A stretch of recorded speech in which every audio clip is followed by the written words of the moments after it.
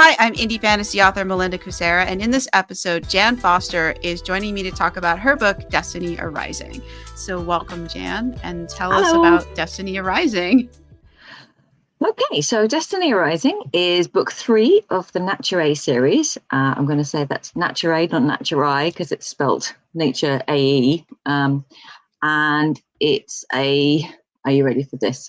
It's a murder mystery historical fantasy thriller. With a bit of horror thrown in. Just, because. So it's mostly historical fantasy. The series is a historical fantasy series, the majority of which takes place in the Tudor age, although there are 2 prequels, one which is Viking age and one which is Henry V, 1415. But the rest of it is all Tudor, and this is extremely Tudor. So, yeah. Oh, what makes it extremely Tudor? Well, I'm a little bit strange in that when I write, I have a world. It's a hidden world. Think Harry Potter. So it's magical realism, and therefore you've got muggles, ordinary people, but living amongst them are fae, vampires, witches, and demons. So hence it's magical realism. But it's very, very much set in a specific period of history. So what I do is actually start with the history and look for events that happened that might be interesting, and that kind of guides the plot, because my creatures, if you like, are reacting to these events or observing them, or having some kind of reaction to them in that it happens. And this particular book, it kind of builds, if you like. So the first book, Disrupting Destiny, starts in 1535, which was when Henry VIII's Reformation was happening. The next one is what we're talking about. It's 1553 to 1555, which was when King Edward and Mary I were vying for the throne.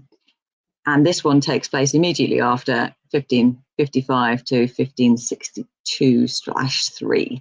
Now, those are really specific years because really specific things happened in those years that form part of the plot. And I write designed to sort of bring the history to life so that you really feel like you're a part of what was happening as a reader. That's cool. Oh, thank you. It takes a lot of research, though, I have to be honest with you. But luckily, there's a lot of resources out there, some of which you have to take with a pinch of salt. But there's some really cool first-person perspectives and diaries that have come to light, which really helps shed the light on those times, and you kind of fill the rest of it out with your imagination. So, yeah. Oh, wow. I like it. I like going the rabbit hole of research. So, before we jump into the specific plot of this third one, can we talk a little bit about the research, like how you approach it, how you do it? Like, are you sitting in, the old, going to the old, because there's a lot of really old cool libraries in Europe and in the UK. I would love. are you in really Hogwarts type library? Yeah. Unfortunately, there are a lot of national libraries in England and Wales and Scotland, but in order to access those really first-hand diaries or paperwork and physically touch them, you have to be a certified historian and get permission, and then it's you're not really allowed to do that. However, there is a huge amount of information available on the web, which is brilliant from my point of view. The Gutenberg.org has published and puts up there things that are now so old that they're way out of copyright, and they're available for free. And there's also huge numbers of archives that have been digitized. So, for example, there's an archive of medieval soldiers that you can go and look up. And it's really fun. You can actually type in your name and see if there's anybody with your name, for example, that was a serving soldier or in any way affiliated with this. So, for example, when I was writing that one, which is the prequel, the Henry V prequel, Destiny Awaiting, all of the characters that are in there that are not my completely made up characters were real soldiers. you could trace them, where they came from, what job they did, how much they Really? were paid, who their lord was, whether they lived or died. The record keeping from Henry V was outstanding and really, really brilliant. So through the National Archives, you can trace back all sorts of things, like so much stuff. So it is a bit of a, like I say, a rabbit hole, and you can waste a lot of time going down there and drilling down. But if you're quite specific about what you're hunting for, it makes it a bit easier. That's really neat. It is really good, yeah. So for this latest book, for example, one of the things I did, I knew I wanted to have a witch trial in it, and the timing didn't quite fit 100%, but there were witch trials happening. And then about 10 years after this book is set, there were some very, very famous witch trials, the Pendle witch trials happening. And during those trials, the clerk of the court actually wrote basically what we would today call contemporaneous notes. So he then turned those contemporaneous notes into a book. Basically, it's an account of exactly what each person said, what evidence was presented, what the judges said. It's like reading the story of the entire trial, but Oh, wow. because it was written by the clerk of the court and endorsed by the two judges. So that level of detail has informed a lot of what we now know to have happened during witch trials, because that didn't happen in many cases. And obviously paperwork goes missing. Not everybody writes everything down. They might have like the verdict recorded. They might have some of the statements recorded, but to have that level of detail from beginning to end of a trial is absolutely phenomenal. And it has really informed what we base our knowledge of witch trials on. So yeah, that was fun. It was really grim reading though, really grim. I can't imagine. I mean, the only witch trials that I'm familiar with, I'm in the US, so the Salem witch trials. I'm also on the East Coast. That was probably about 100 years later.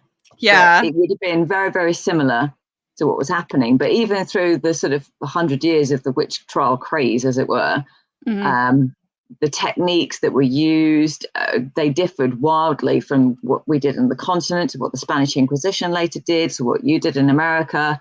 It's really, really interesting. At the time that I'm writing, it was much simpler, much simpler. They pricked witches. They literally stabbed them to see if they bled. Really?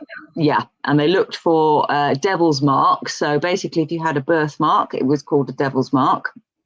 And that's actually quite key in the story as well, because one of the children in one of my characters is a young fae, and she's got a red birthmark across her face. So when that gets revealed, that unfortunately goes and contributes to my seer witch, who's carrying this baby at the time, getting condemned as being a witch because she has a child that has a devil's mark on her face. So yikes. Not a good time for that. It's not a good time to be different. Yeah. Nope. Although I'm not sure that things have changed all that much, it's still not a good time to be different. I think I would agree with you to some degree. The weird thing to remember is that it was a lot more common in those times for people to have a disability, far more common than we today have. And so therefore, in some ways, there was a lot more tolerance of it. It's not like people weren't, for example, autistic in those days. They weren't dyslexic in those days. Of course they were. You know, that's a part of the human genetic condition, is to have those overriding factors that make you stand out, should we say, from the norm. But because medicine wasn't as advanced, so any injury you had as a child would very likely affect you as an adult.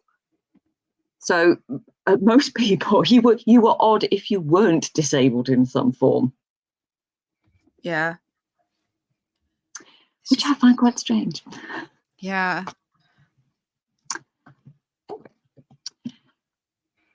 Do you want to talk about what the well, I guess what the third book is about. That's what we're here to talk about. Oh, I'd love to. Sorry, I completely forgot your original question. I really should write these things down, and then I'll actually circle back to the original question. I think you answered it, because I was really just interested in. I kind of didn't really, because I sort of said what the genre was, and then went on about the. So. Oh yeah, no, I want to know how you stuffed so many different genres in there, and how and had it and delivered a satisfying story, because they have each genre kind of has its own tropes and things, and its own things that belong to it. Like, okay, so this one, the problem was, I knew. Well, I'd left things on a little bit of a cliffhanger in book 2, which is an Arc of Destiny, the orange one there. I'd left it as the vampire, who's very morally grey, and he is also the bastard son of Henry VIII. Genuinely, Henry VIII had a son before Edward. Unfortunately, in the real world, Henry Fitzroy died. At the time, though, he died very young. He died at age 17, and very mysteriously. In my world, he got made a vampire on the point of him dying.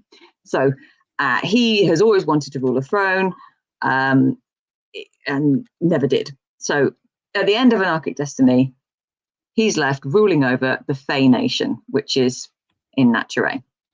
So that was a cliffhanger that was like, wow, why is a vampire ruling over the Fey? That's a bit weird. And I knew I had to kind of tie that up.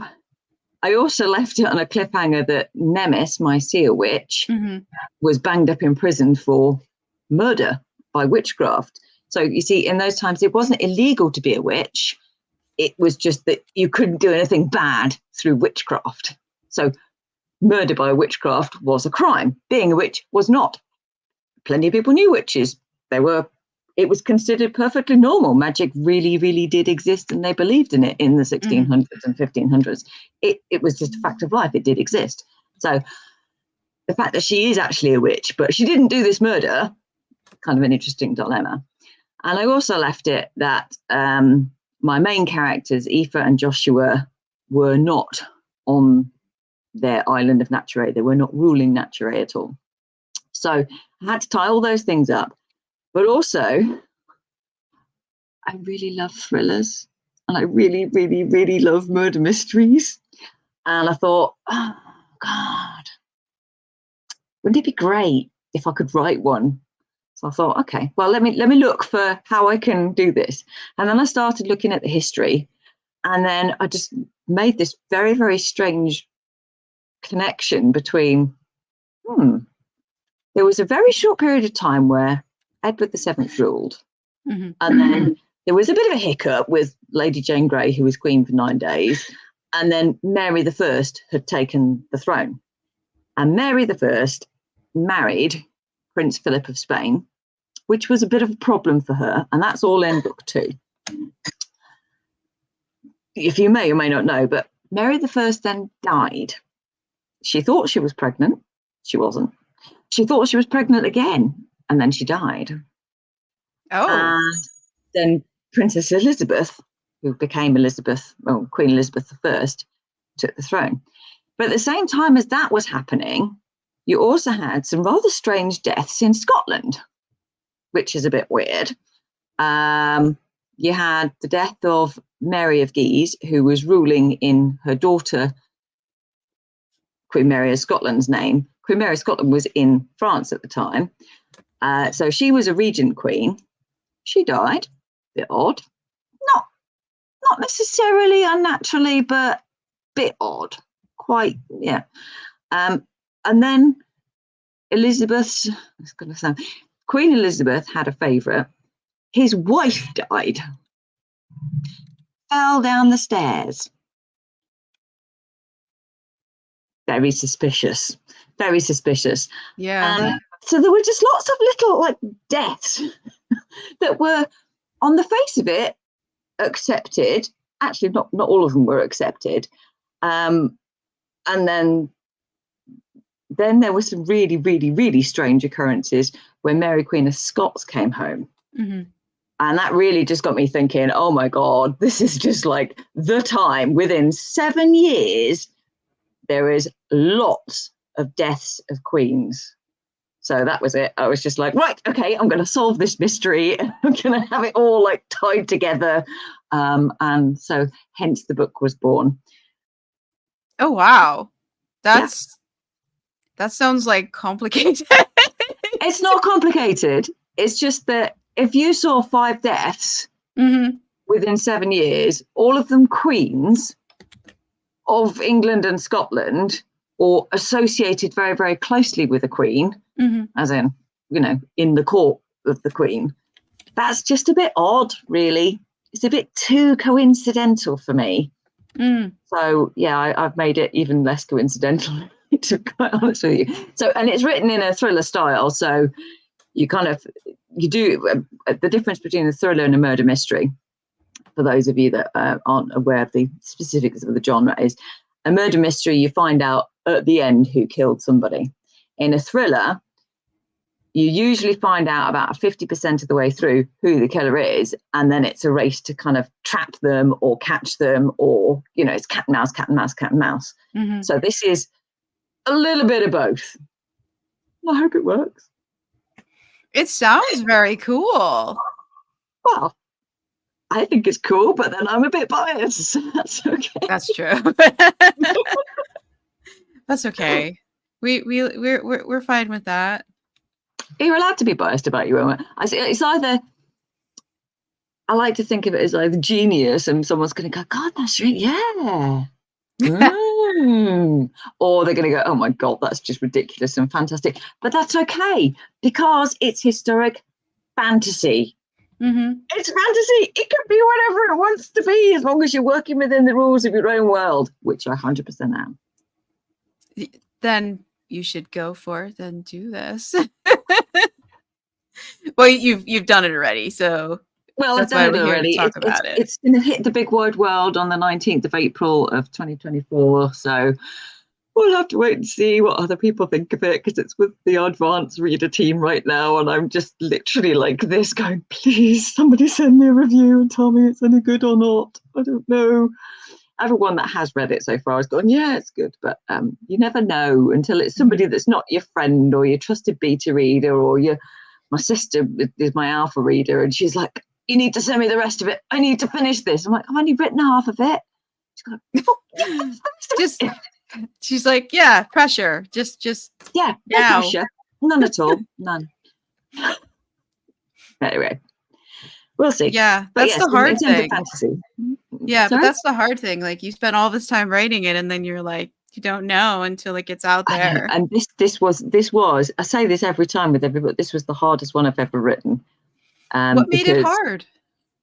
Well, I like to think of myself as a plantster. So I have an idea of where I want the story to go. I have, as you know, I've just said, I start with the history. So I'm working around certain historical events that I want to position within the story.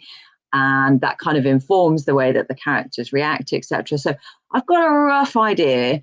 What tends to happen is about 3/4 of the way through, I've had the reaction to the historical event. So that's all kind of been done and dusted, the real word part of it. And then have to kind of tie it all up. And that's a little bit more free flow. You can't do that with a mystery. You can't do that. You have to plot. And that's okay. I don't mind doing a bit of plotting, and I don't mind jiggling things around a bit and making sure that, it's not mushy in the middle, for example, and that sort of, it all ties up, all the character arcs are there, blah, blah, blah. But I'm kind of used to doing it a bit as I go along. The thing is, with a mystery or a thriller, you have to drop the clues in before.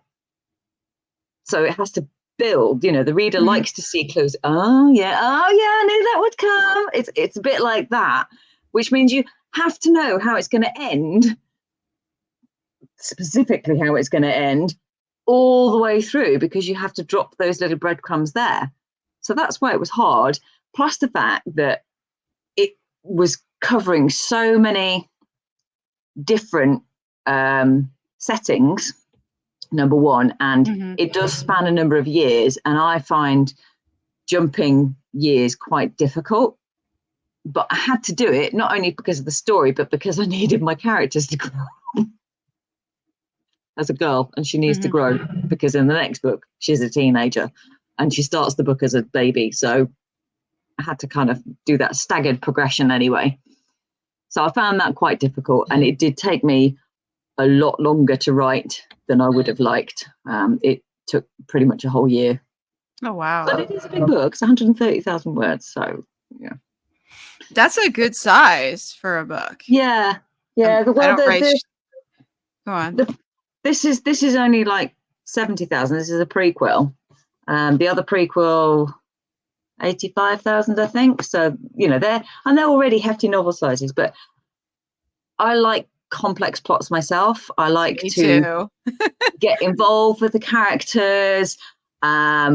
It is linear in terms of time, but it might not necessarily be linear in terms of the characters' different storylines. And I wrote multiple points of view as well, so that just makes things a bit more fun. So yeah, it is. And I really like, if I'm reading a book, I like to get immersed in it, and I like to feel like I'm there and I'm with the characters as I go through that. And that, particularly because of it being historical and set so specifically in a time period, means that you actually need to be quite careful about the language that you use, and the settings need to be described so that the reader can visualize it. Sometimes I might have to do the odd research trip. Get permission to go into these fancy libraries.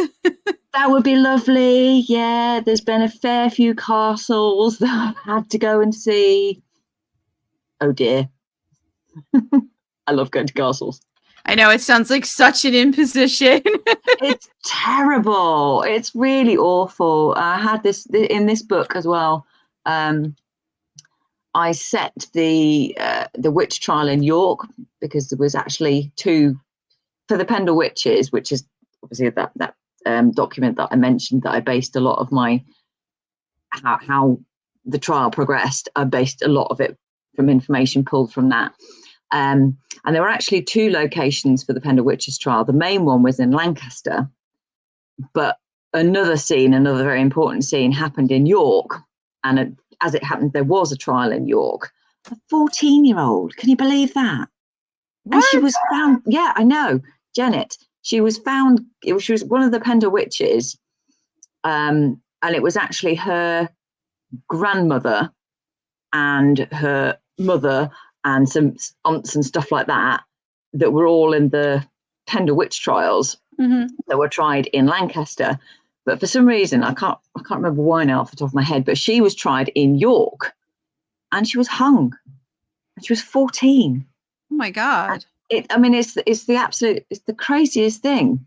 The whole Pendle Witch trials, just as an aside note, was basically two old women trying to out-bad witch each other. As in, I put a hex on that cow. No, you didn't. Yes, I did. It was mine. It was my magic. I was that bad. Well, oh my God. I did this. I sold that potion that killed that bloke down the road. It was like they were literally trying. They didn't seem to care that they were admitting to murder through the course of this trial. They didn't care. What they wanted to do was get one up on their neighbour and see who was the worst witch. Quite literally. Who was the biggest bad? It was just bonkers. Anyway, unfortunately, one of their grandchildren, Janet, also got carried along with this, completely believed what she was doing. She was 9 when she was arrested. Oh, no. 9. Yeah. And she had to stay in York Castle, which isn't particularly nice, in the prisons there until she was taken to trial. And then she was found guilty and hung a week later. So, yeah. Crazy. I've forgotten where I was going with that. We were talking. We were started out about the research and the research, and then you got into the different why it was so difficult. So I think that's what we're on now is why it was so difficult. Why it was so difficult. It took a year. That was wise because, as you can see, I go down this rabbit hole of really interesting information, and then you have to kind of cut it down and go, what's actually necessary to the story and to the book to expose, and why am I doing this? So for the witch trials, a lot of it was getting that level of detail, getting that level of tension, getting across to the reader the level of horror that, you know, you would feel if you were accused of murder, but not actually having done it. But you are, in fact, actually a witch, a genuine witch. And worse than that, for my poor witch Nemis, worse than that, she's a seer witch, and she's plagued by these visions of queens dying. She literally is experiencing them, and she has experienced them all the way up until the point of the trial, and she's terrified that they will overtake her. These visions will overtake her while she's on the dock, and basically everyone's going to look at her and go, well, of course she's crazy. Of course she is. She did it. Because she's been overtaken by these visions and she's looking like some kind of mad woman. So that's the tension. But yeah, if you're going to ask about the lore, all of my characters, apart from my fae and the vampires, are based on, how can I put this? I'm trying to put it in a nice, polite, non-offensive way. Attributes, shall we say, known attributes that humans have. So my witches are seer witches, so they have visions. And, you know, some people really do believe, even today, that they can see the future. They are healer witches, so there's a lot of laying of hands, which actually, weirdly enough, you can actually find in medical textbooks of the time. Really? Yeah, it's laying, Laying, laying of hands. It's actually there. They believe that really did work. And these days, if you go to a Reiki practitioner, that's exactly what they're doing. They are laying hands, channeling the inner energy. Now, in my world, that inner energy, we call it life force. And it's actually what sustains my fae queens. They pull it literally out of people. Aoife can pull it out of the earth. It's kind of like an unseen energy, but she sees it as sort of ribbons. And it's particularly strong when there's a crowd that are believing in something. So she will literally draw all of that into herself and then disperse it as magic power, whatever. So her particular thing is actually making things grow. My demons are extraordinary human beings. They are people that we these days would perhaps see as slightly peculiar, but really they're more on the kind of genius level. So, for example, if you think about Einstein or people that are extraordinarily able to work with numbers, like genius mathematician type people, they're very focused. They have this ability to work with numbers that the likes of Joe Bloggs and I just can't even fathom, but it's all there. They're all thinking those sorts of thoughts in their head. So those are my kind of demons. I call them extraordinary human beings. And they're all different. Everybody is different. The demon trait is, you know, they are totally normal human beings. They live as long as a human being, but sometimes their particular skill or their trait sends them a bit crazy. And quite often demons their lives end in a not very pleasant way because of their craziness, because of their passion, their creativity, that sort of thing.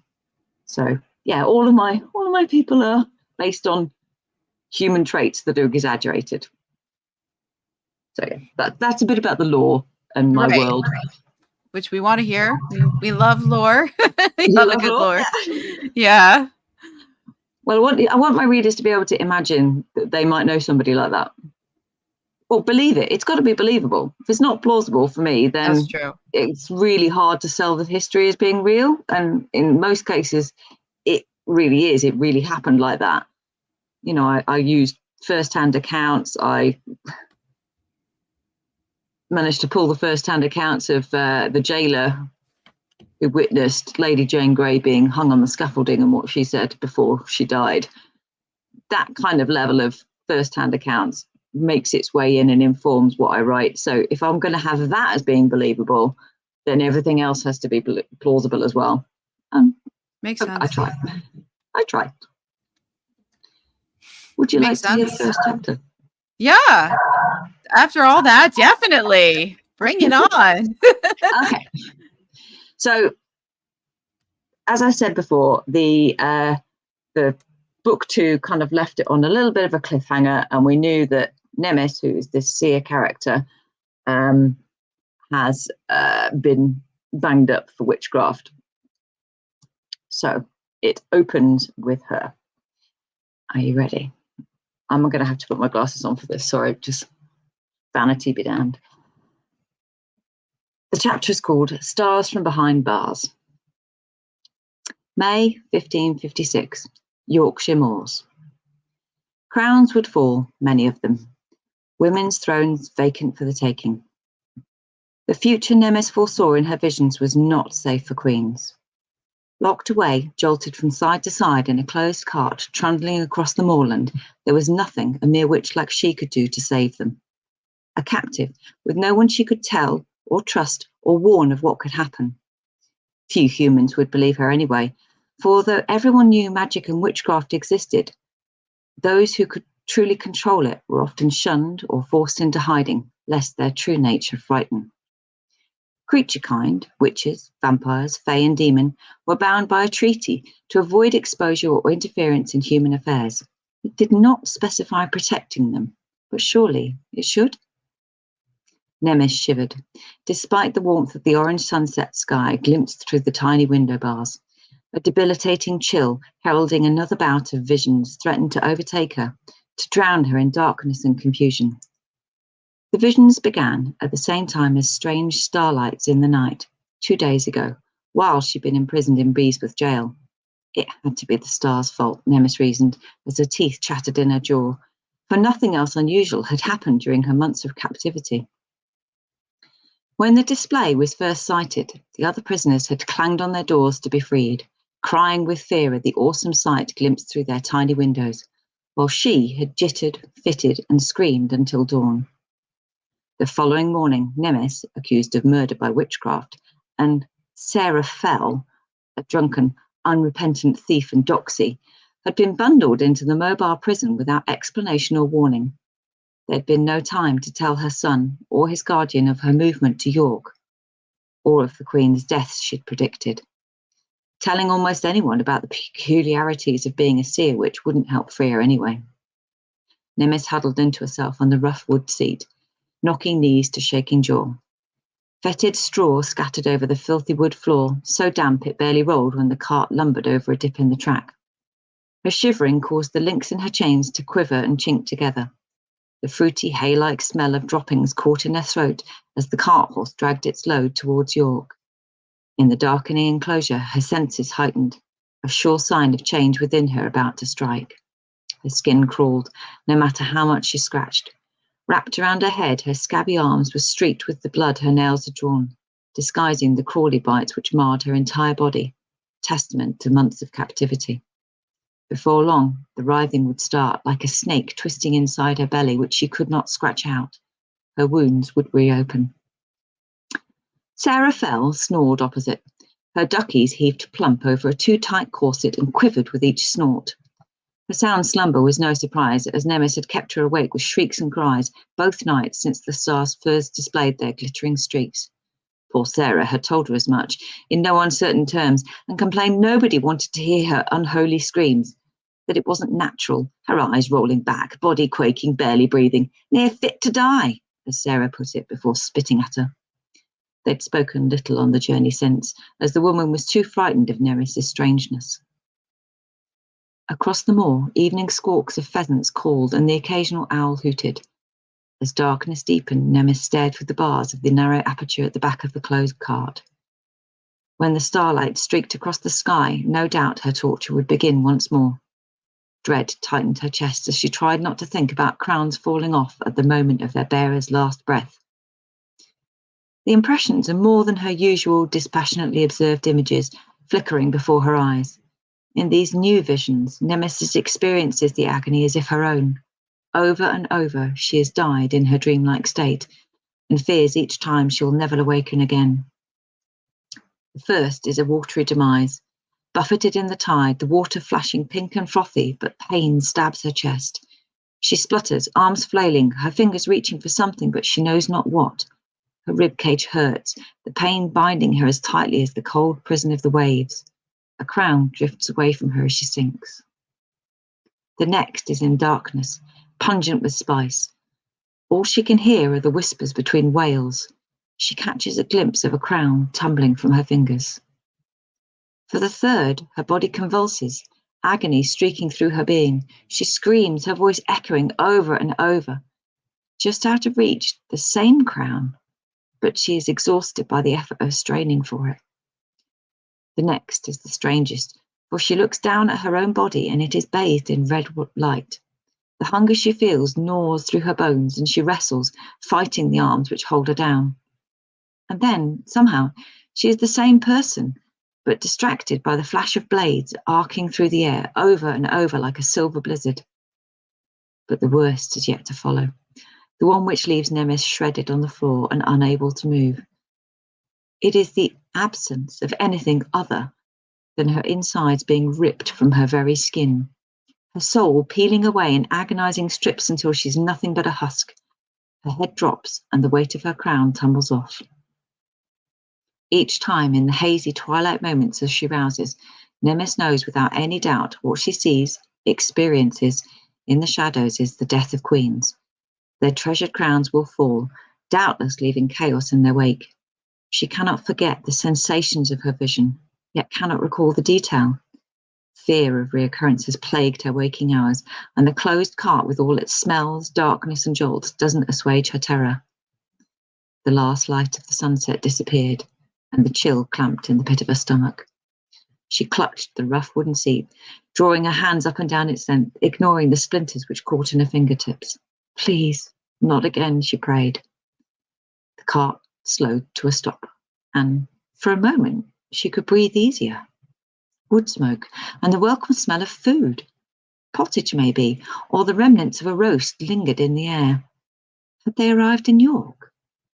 Perhaps tonight would be different. If she could only be outside again, maybe under the moonlight the prickling to her skin would cease. She nudged Sarah with her foot to wake her.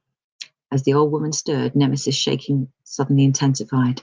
She fought to remain conscious, to listen to the muttered negotiations between the cart driver, the accompanying official, Alf Cooper, assistant sheriff, and another man with a different accent. She'll stay put. T'other one won't be a bother if we keep her fettered, Alf said. That's welcome then. I've a room out back for the thief, a small one, mind, with lock on door. The witch'll have to stay in cart. And there's a chamber for you pair, and the best stew this side of Rosdale. He chuckled.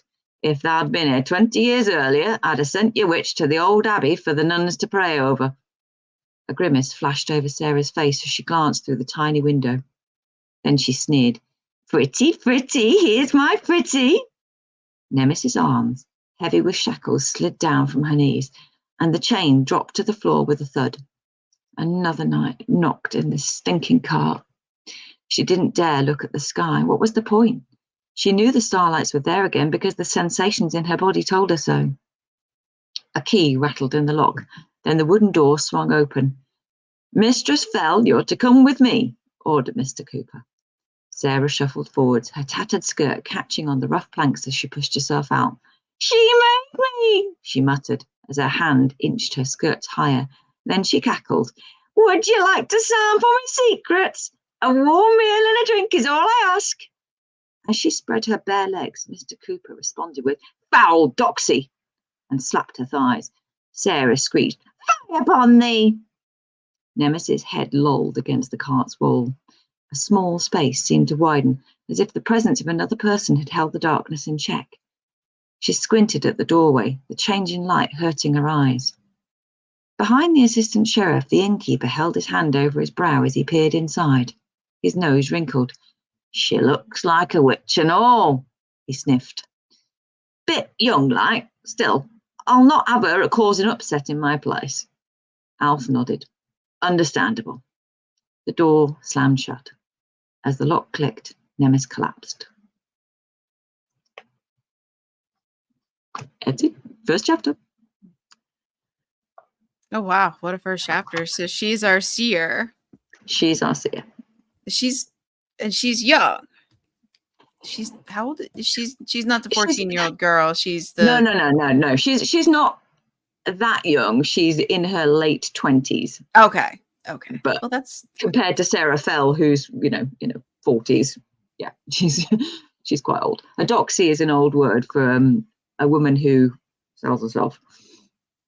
Yeah, no, I kind of got that.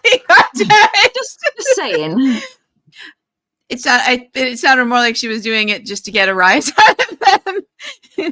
Other kind of rise out of them. It becomes important later on what she says, but yeah. So. Yeah, no, that was very neat. Go on. Well, go on, gush. That's why you're here. I hope it's interesting. I hope it entices people into reading about how the deaths can happen. Do they happen? Do all of those happen like that? You don't know. You have to read the book to find out. That's true. Aha. That's the plan anyway. Yeah.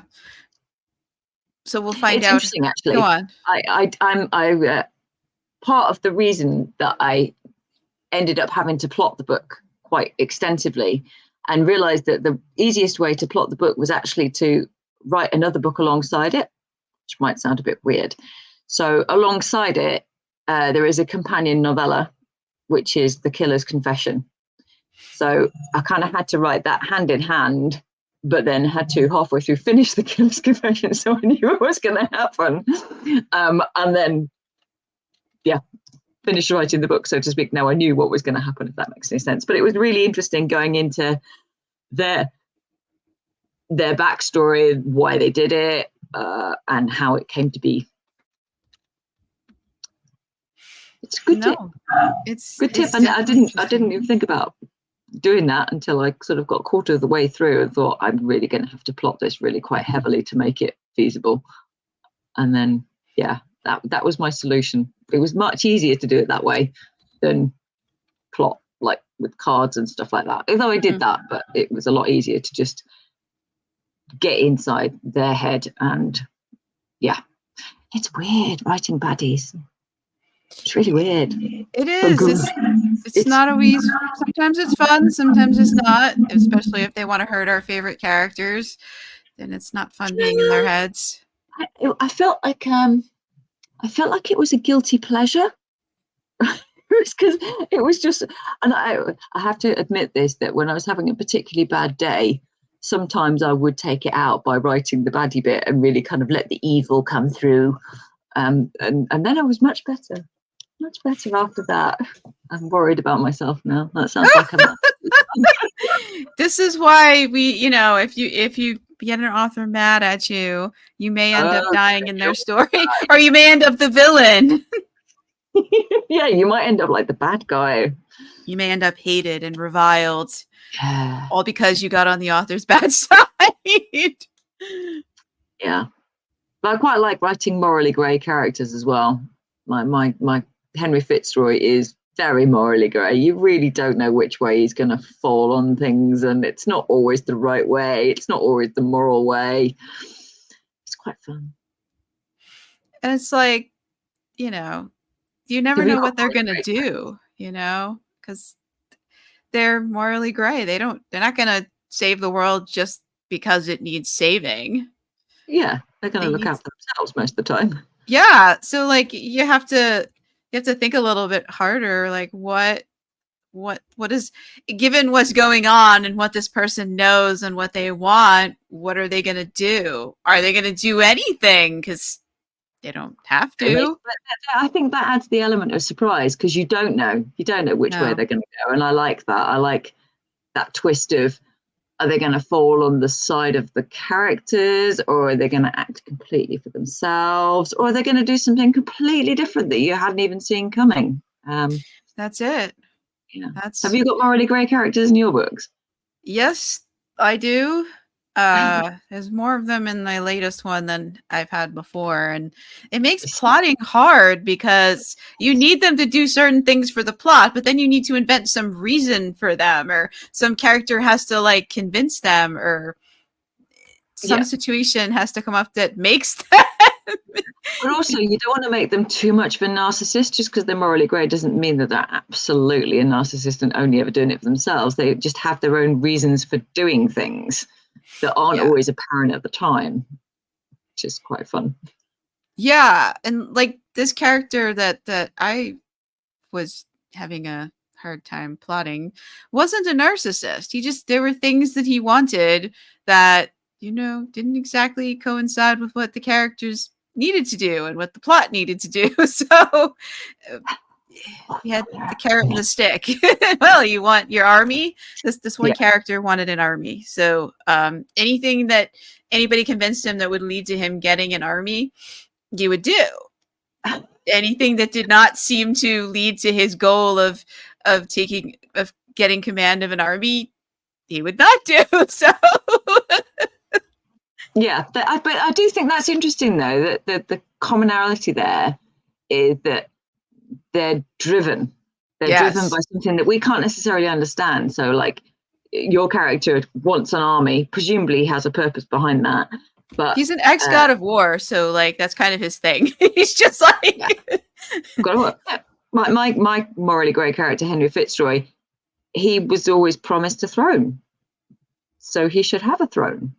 And then when he gets a throne, it's not actually quite what he thought it was going to be. It's difficult, and it's not quite what he thought was going to happen. He thought that he would, be like his father and everything was going to just, be handed to him, and he could live how he wanted. And he's found this perfect place where he's accepted. Oh, because my morally gay character is actually also gay.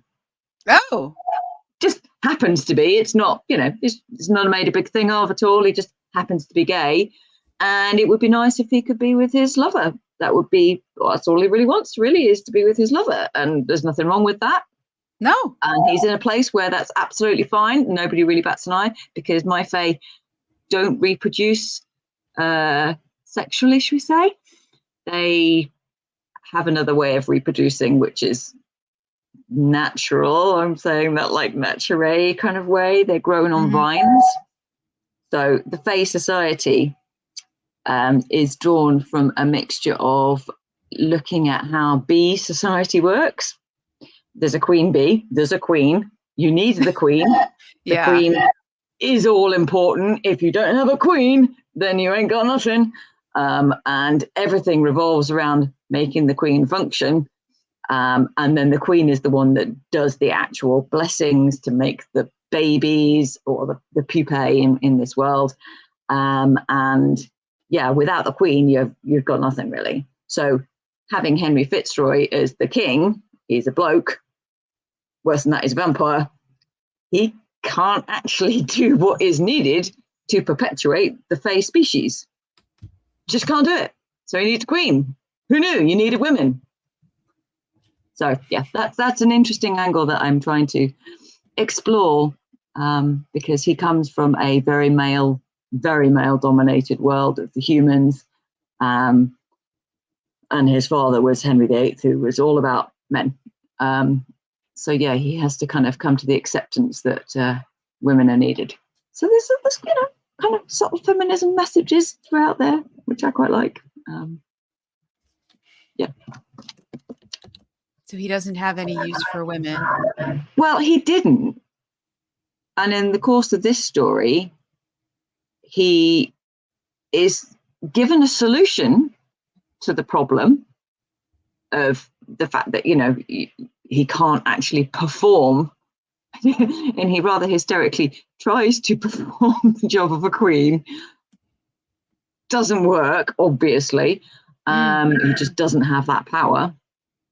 And so he's given a solution, and it's up to him to how that kind of works out. He has to, he's torn really between head and the solution, and heart and his lover.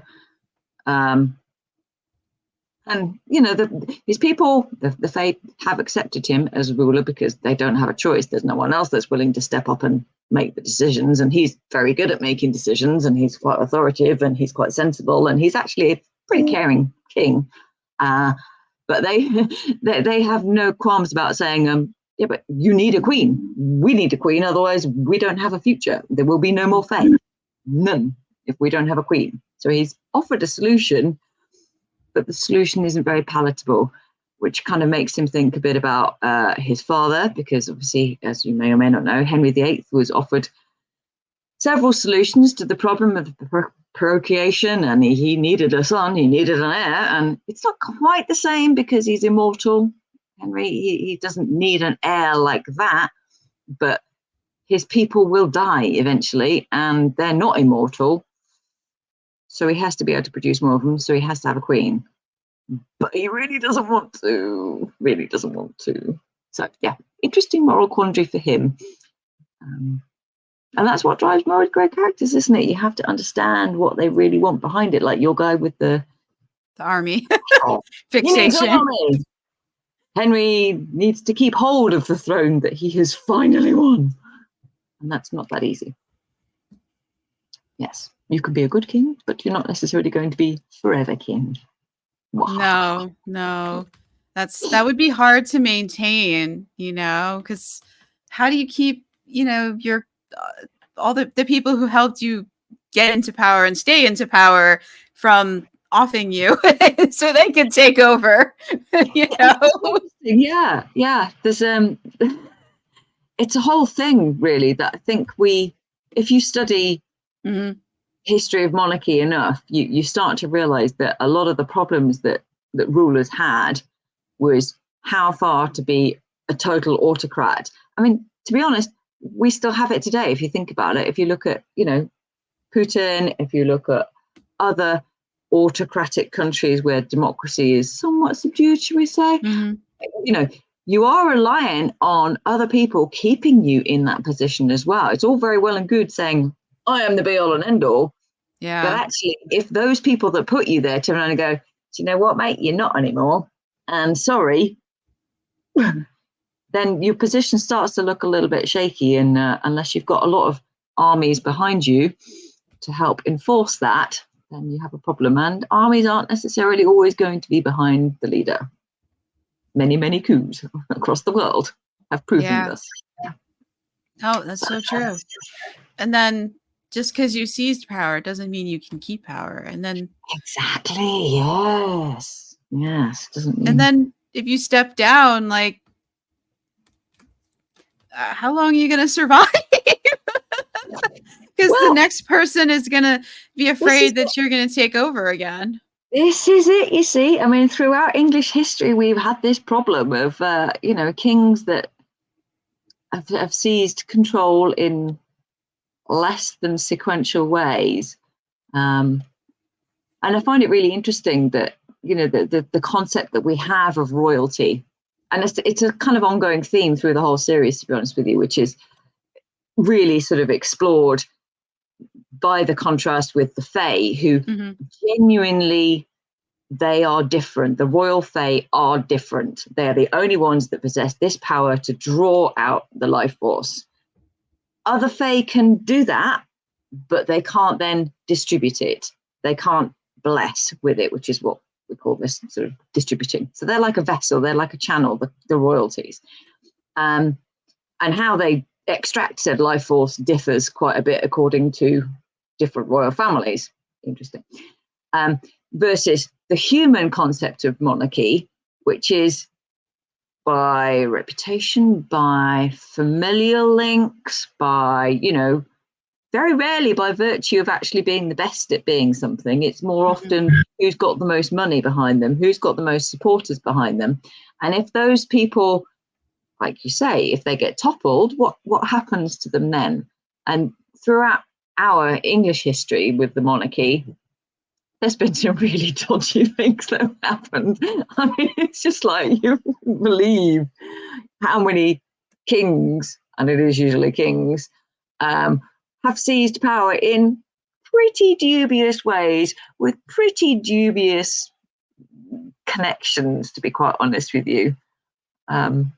Most especially the Tudors, I'm sorry to say, much as though I love them, their claim to the throne was really very, very tenuous, and that's explored as well in the prequel Destined Rising, because it talks about Henry V, and actually you meet in that book Owain ap Tudor, who becomes, through the sort of century between books, as it were, he becomes the great, or the grandfather of Henry VII, Henry Tudor.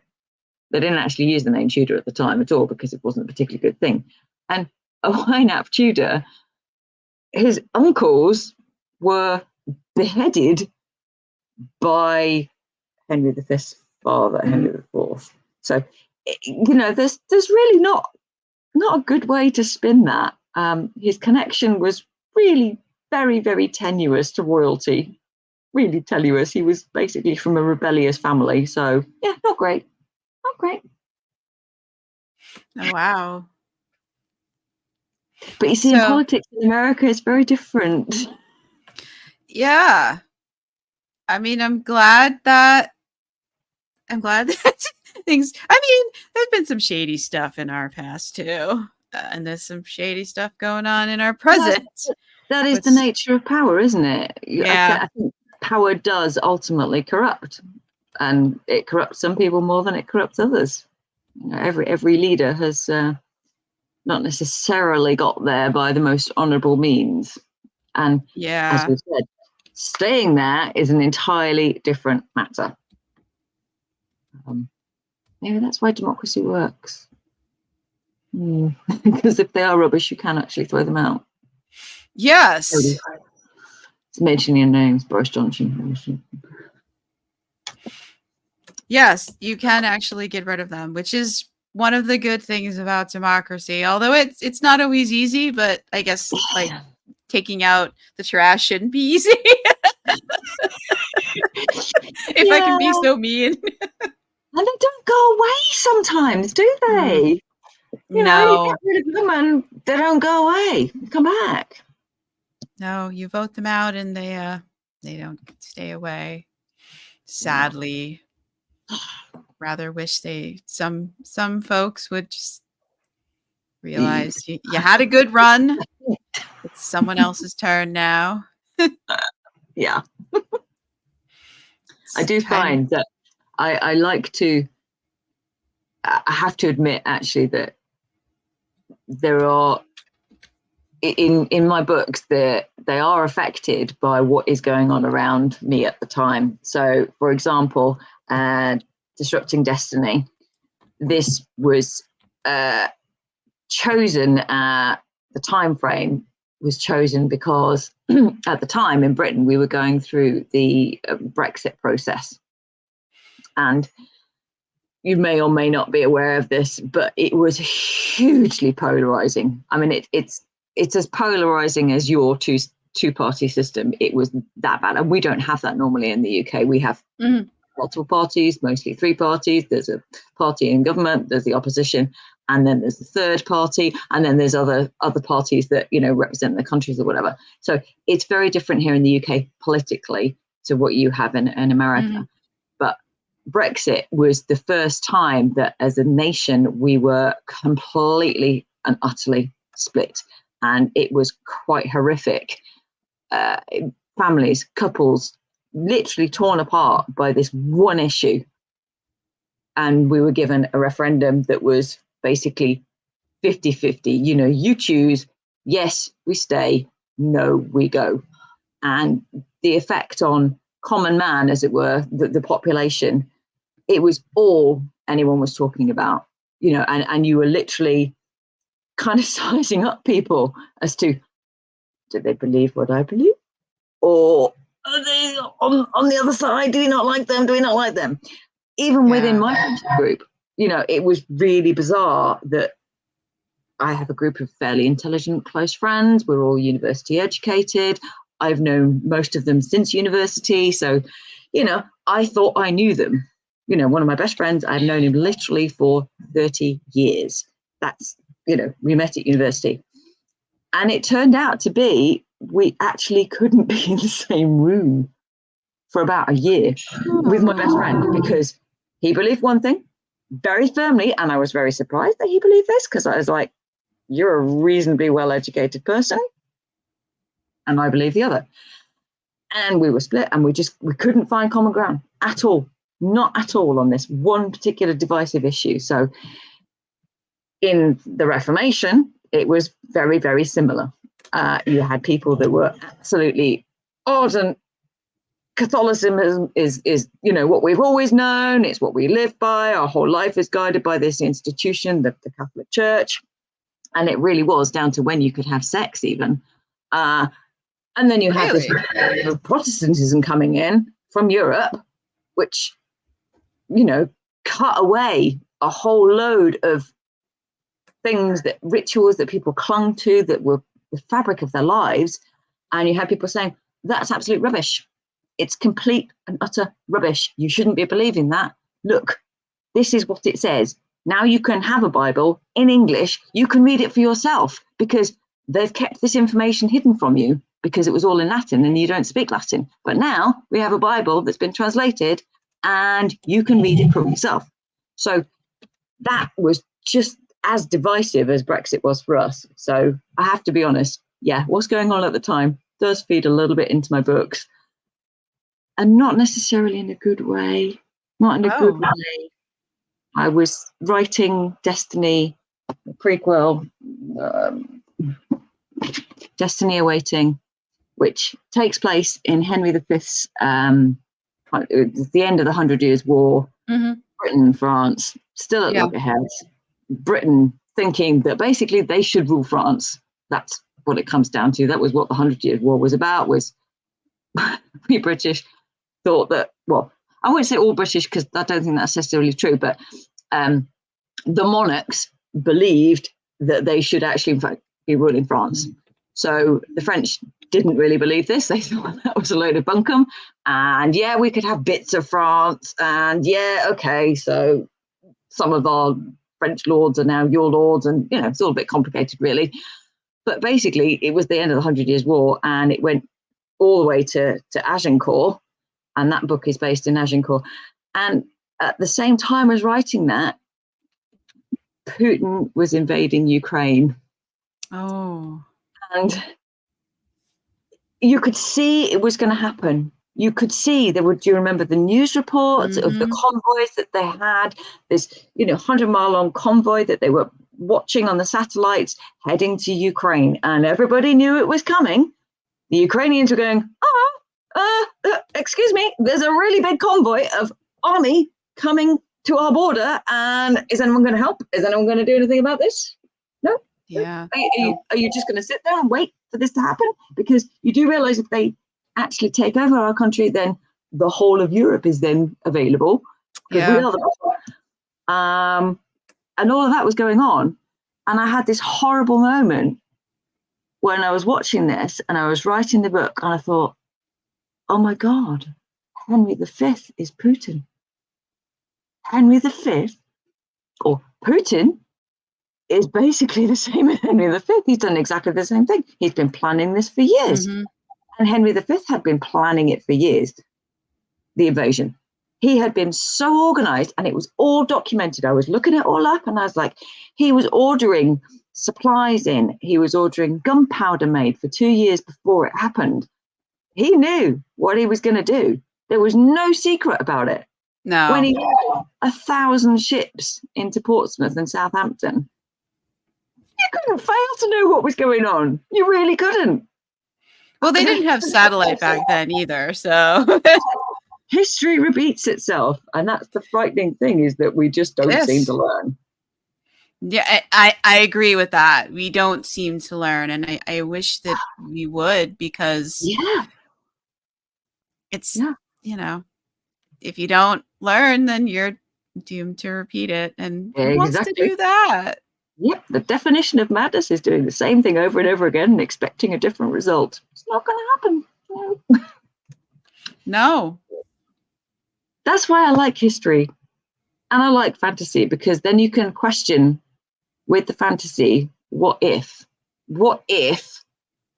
that happened?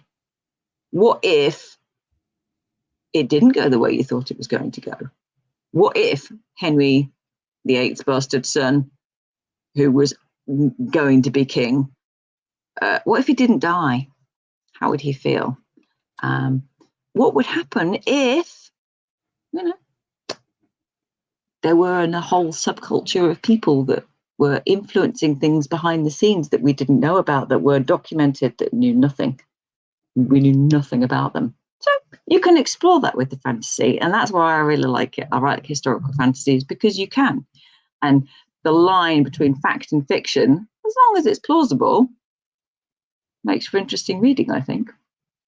I would agree with that. I think historical fantasy is a lot of fun because of what you said. What if? And then it gets you thinking, and anything that gets you thinking about history is a good thing, because we, like you said, we don't want to repeat things. But how many of us could sit down and read history books? But if it's an interesting fantasy book that reminds you of these things in the past that lessons we should have learned, by looking at it through the lens of, dragons and fake creatures and whatever, maybe you'll think about it and be like, hey, wait a minute, this is going on in our world right now, a similar situation. And oh my God, am I, and maybe talk with their friends about it or other people, because, we don't want to keep repeating things. We'd like to hope we're going to progress as a species. Exactly. We only have this planet. If we wipe ourselves out, that's it. We don't have a Mars colony or a lunar colony. We need to learn some lessons.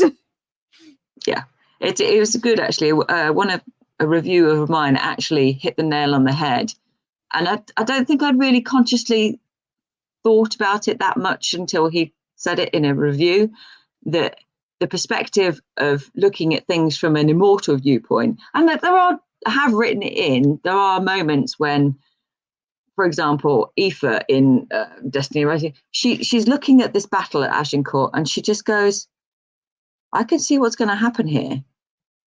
And I've already seen, I've already lived for a long time. And then in Disrupting Destiny, you see her basically poo-pooing war and saying, it's happened before, it'll happen again, they never learn, and what is it all for? A piece of land, who cares? Who cares about the land? Why can't you all just share the land? Because you're all farming it, and the next person's going to farm it, whether it's in some lord's name or that lord's name. You're still going to farm the land because you need the land to survive. So does it really matter? So, and the reviewer pointed out that it was quite interesting to see that immortal perspective, which we, in 21st century, we have the benefit of that hindsight. We can look at it and go, was that really necessary? Did it really achieve what it was going to do, what it was supposed to do? We should look at history and see whether we learned that lesson or whether we can now learn that lesson. And I'm not trying to preach in my books at all. Don't get me wrong. I'm not absolutely standing up and going, you should do this. That's not what I'm about at all. But I do think if you can bring it to life and make people draw that parallel for themselves and see the similarities and see what happened and see the exploration of a what if, then, like you say, maybe we can just talk about it a bit more. Maybe we can make informed decisions. And it starts with, humanity and how we are with each other. Yeah. I wish that we had learned some lessons from the past, but it seems like we're just going to keep repeating things until we learn our lessons. I'd like to disagree with you.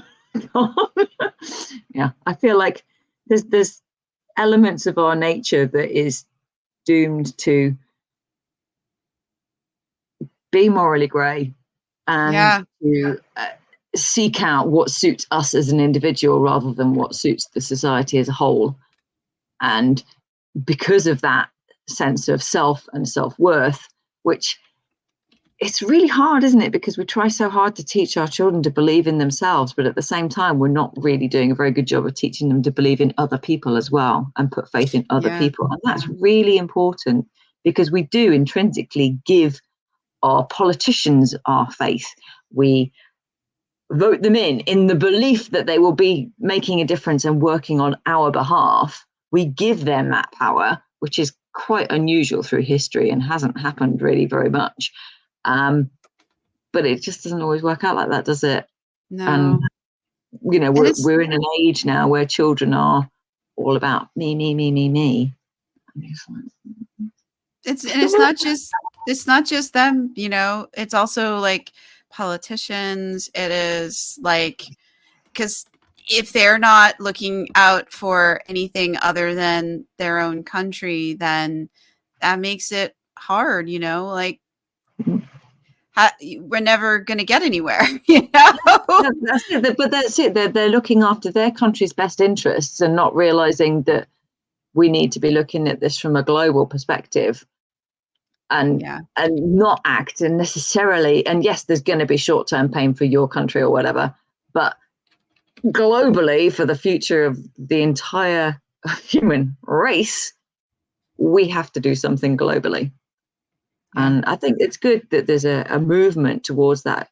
Globalization is both a positive and a negative, but in general, if we can all start to have that global perspective, then we will all be a lot better off. And unfortunately, I don't know that our politicians necessarily believe that, because the only way to power is through their own people, isn't it? Yeah, that's it. So they're motivated by their interest to remain, to be reelected, to stay in power. And that means you have to keep your people happy, which may not be good for the world. It may mean leaving other countries to fight their own wars. And then when you left that other country on their own to fight their own war, and if who's to say that the aggressor is going to stop at their borders? That's But again, history has proved time and time again. Genghis Khan speaking their name, but Genghis Khan, they don't stop. They don't. If they're not opposed when they strike out on that first, battle, or like in that, if they're not opposed strongly enough, then they figure, well, no one cares. I can just take over a few pieces of Europe and no one's going to notice, or Africa or Asia or wherever, because there's many different. It's not just a war in Ukraine. There's wars in Africa. There's wars in Asia. And it's the same thing. Like they're everywhere. It's really hard. It's really hard to watch it happening again, over and over and over again, and not want to scream and say, what have we got to do? What's the common man able to do? I know, to stop this? Like, how many times do we have to repeat the same thing? Do we have to be like, well, it's not our country, we're not going to get involved, and then suddenly our ally, that country didn't stop, and now they're attacking our ally, and now we don't really have a choice in the matter because we have obligations. Or they directly attack you, which is quite frankly what often happens as well. True. Forcing you to get involved in a dispute that you weren't really wanting to get involved in anyway, but that's the nature of terrorism. Yeah, and then you're like wondering, well, what happened? Where did things go wrong? And it's like, well, the point at which you decided not to get involved previously, maybe you could have stopped this before it became, or maybe not. That's the thing, you don't know. And that's the crazy thing about it. You don't know, but kind of, if you look at history, you kind of do know, because there's certain types of people that gravitate to the top of a society, however means, and then they're allowed to kind of just run around unchecked. And that's where the problems began. And that's where the problems have always began through history. And you know what else? That's what makes a really great story. That's true. It's the conflict, isn't it? It's that power play. It's that dynamic between the haves and have-nots. And that's why we keep reading both fantasy books, history books, everything. It's the story is the conflict. And that's what is interesting. So we just have to make sure we're writing stories that actually do resonate with people that think about these things, I think. And or we'll get people who don't normally think about these things Yeah, to think about them, because we need more people to think about them. yeah, If only the people it resonates with think about it, like, that's not gonna get us where we need to go. We need everybody to think about it, whether they yeah. want to or not. And I think fantasy is a great vehicle for that, because Fantasy is a fantastic vehicle for that because it does explore those what ifs. It's great, and yes. I think what's really encouraging is that if you look at the development of where money is going in terms of the media these days as well, Hmm. where we put money into making TV, making films and stuff, it still explores those concepts and it still puts the money behind those kinds of stories because they're intrinsic. They need to be explored. It's part of our human psyche that we want to see those stories and we want to see how they play out. And these days, books are one medium where we can hopefully discuss those sorts of things or lead to a discussion at least. But also, it's even better. And I love it when I see a book that is fantastic, that has been adapted for the screen. And I just think that's just going to make the reach so much wider and people are going to talk about it. And, hopefully it's great. And I really love it when that happens. Like, was it Hunger Games was a really good one. Hmm. A good example of a book transitioning really well into really popular mainstream, and I love And the fantasy things. yeah, and um it definitely looked at the role of, like, me, like, because there was, the media, and, like, the I haven't read it in a while, quite some time, but, like, it was like the what is that, the reality TV thing, and Yeah, kind of makes you wonder, like, how far should you go with reality TV? Should you have a life or death game? Like, yeah, it asked, there was a lot of things that that the story engaged with without you even realizing it, because it was part of that story world, and you couldn't not engage with it because the characters are dealing with this, yeah, you know yeah. it's definitely an interesting. Well, hashtags dreams, eh? That's what us authors can all hope for. Yeah, we'd seriously, love, we'd love a big screen adaptation of my book.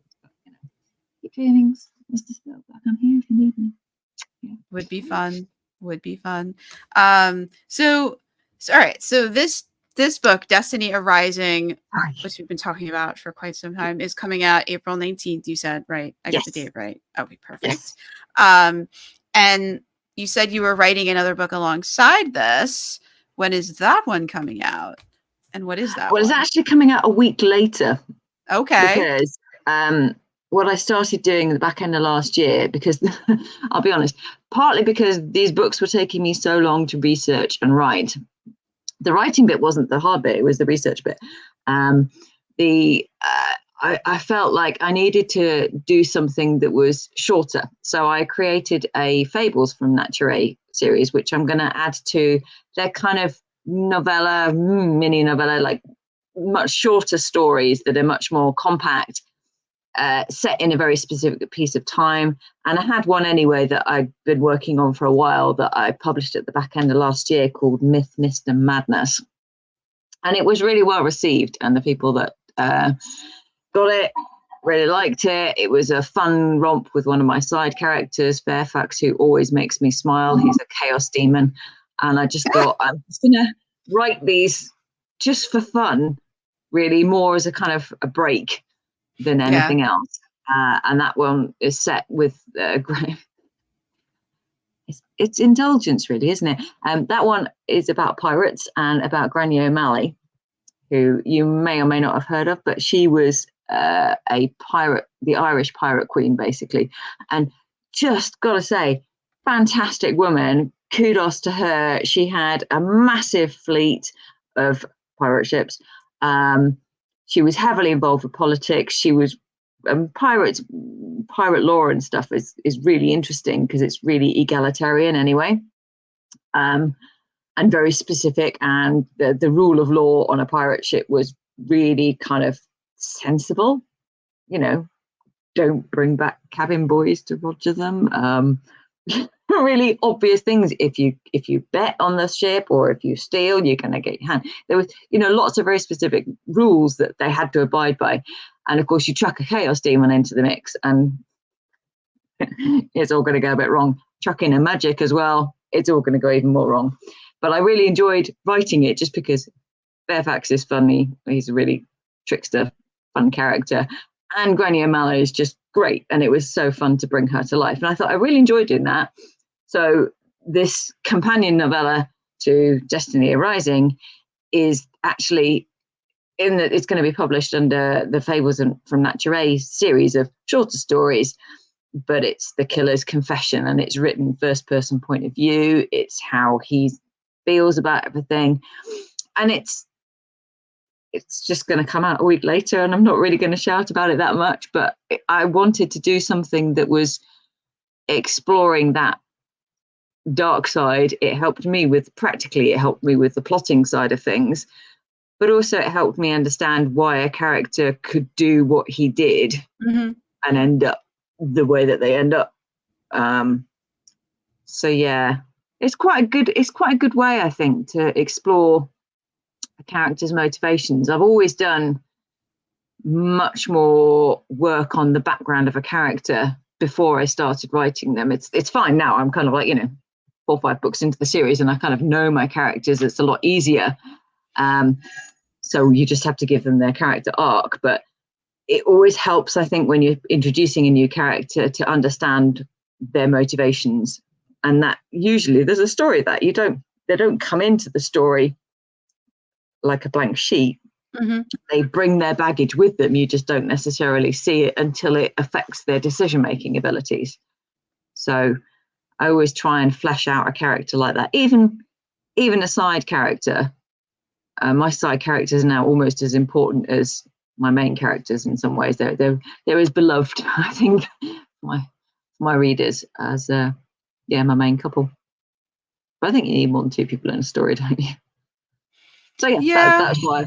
And it's just coming out a week later, just because I thought, well, I've done it and might as well publish it. So yeah, that'll come out with very little fanfare, and then people can read the other side of it. And it's definitely a horror. Oh, okay. Yeah. So that's just horror.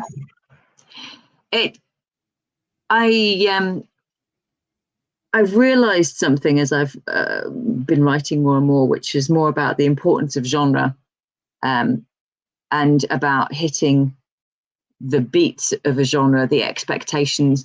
You might call them tropes. I don't really call them tropes, but I call them the beats, if you like. And I don't know if you've come across John Truby before. I've heard of him. He's a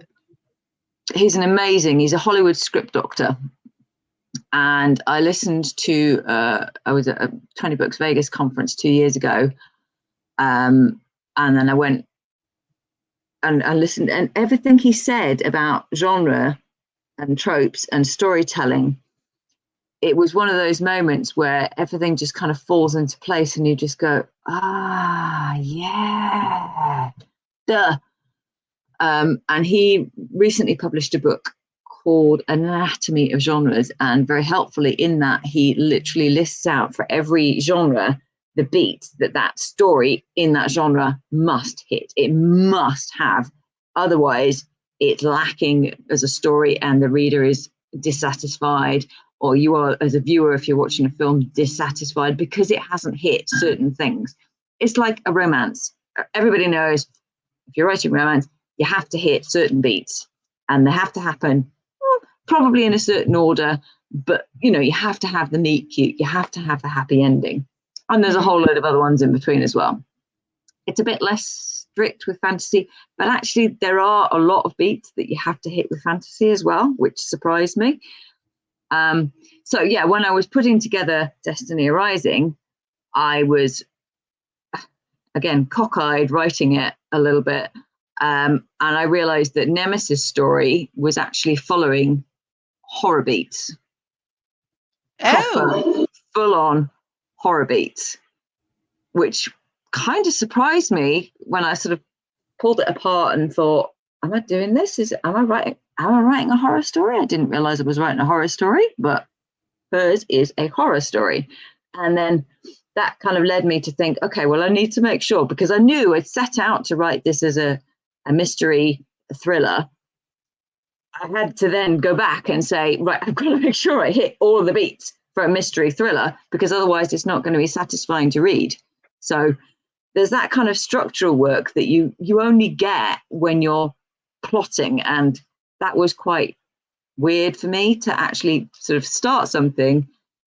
Yeah, I knew roughly where it was going to go, but you had to then engineer or make sure that through the scenes you were already kind of had in your head, it does affect the way that you write them if you know that you're doing it to hit a certain beat.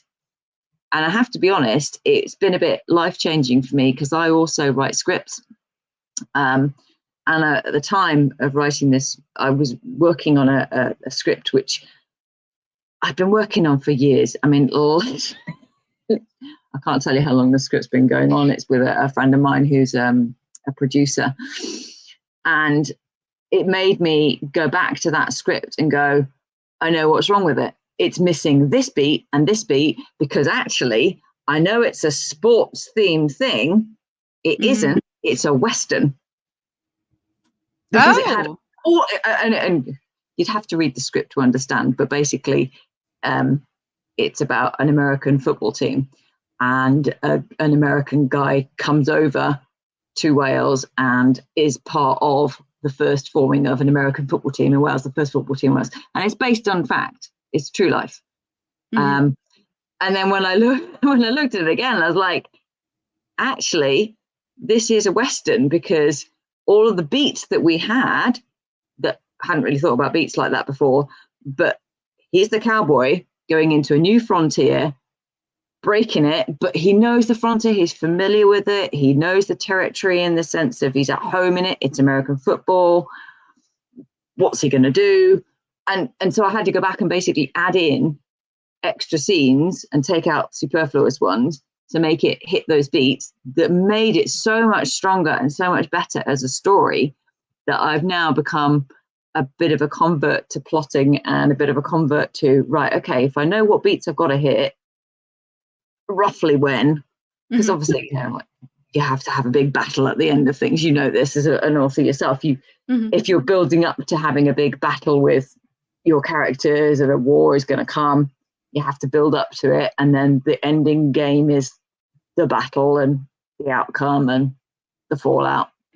So those kinds of things you do intrinsically sort of understand, perhaps as a storyteller, but to have it kind of literally highlighted for you and saying, these are the beats and this is why it's important and this is what the purpose of it is, was really supremely helpful. So John Truby's Secrets, An Anatomy of Genres and Secrets of Storytelling, highly recommend those books if you are struggling like I was with how am I going to make this all work and hang together.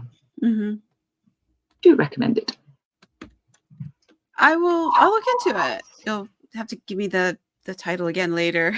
Are you a plotter or a pantser or a plantster? I'm kind of in the middle. You're a plantster. Plantser, yeah. Like I know I only write epic fantasy, so I know sort of I know where we start and where I'd like the story to go. It's the middle parts where the characters are like, you know, I don't like what you came up with. I wouldn't do that even if you paid me. So I don't pay my characters. They're unpaid labor. And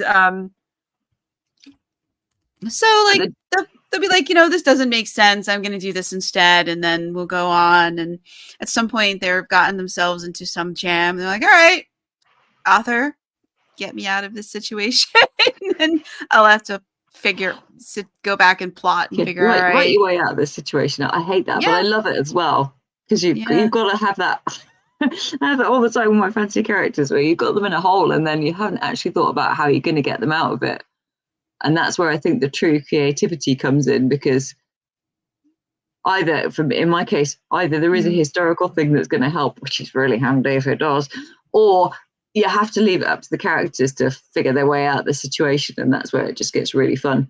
Although I have to be honest, the number of times I've literally had to walk my dog to death to figure that out. It's just like, Yeah. I'm saying to my husband, I'll see you sometime. I'm taking the dog, so I'm going to walk it out and try and figure out how the hell they're going to get out of this hole I've dug them in.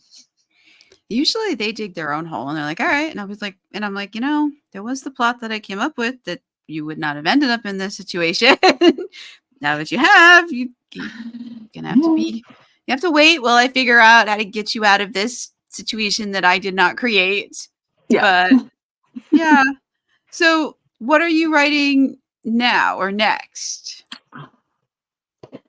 Can you not ask that question? You don't have to answer if you don't have, because you did just finish this. No, what it is that I finished this literally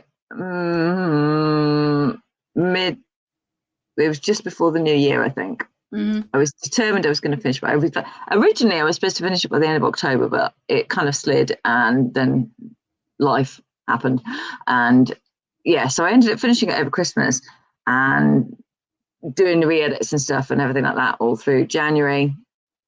And then because I was so busy focused on that, and I know what I need to do for number 4, but the problem is I'm in this real dilemma where I just want to write because it feels like I've not written for ages, and I haven't really. So I just want to write.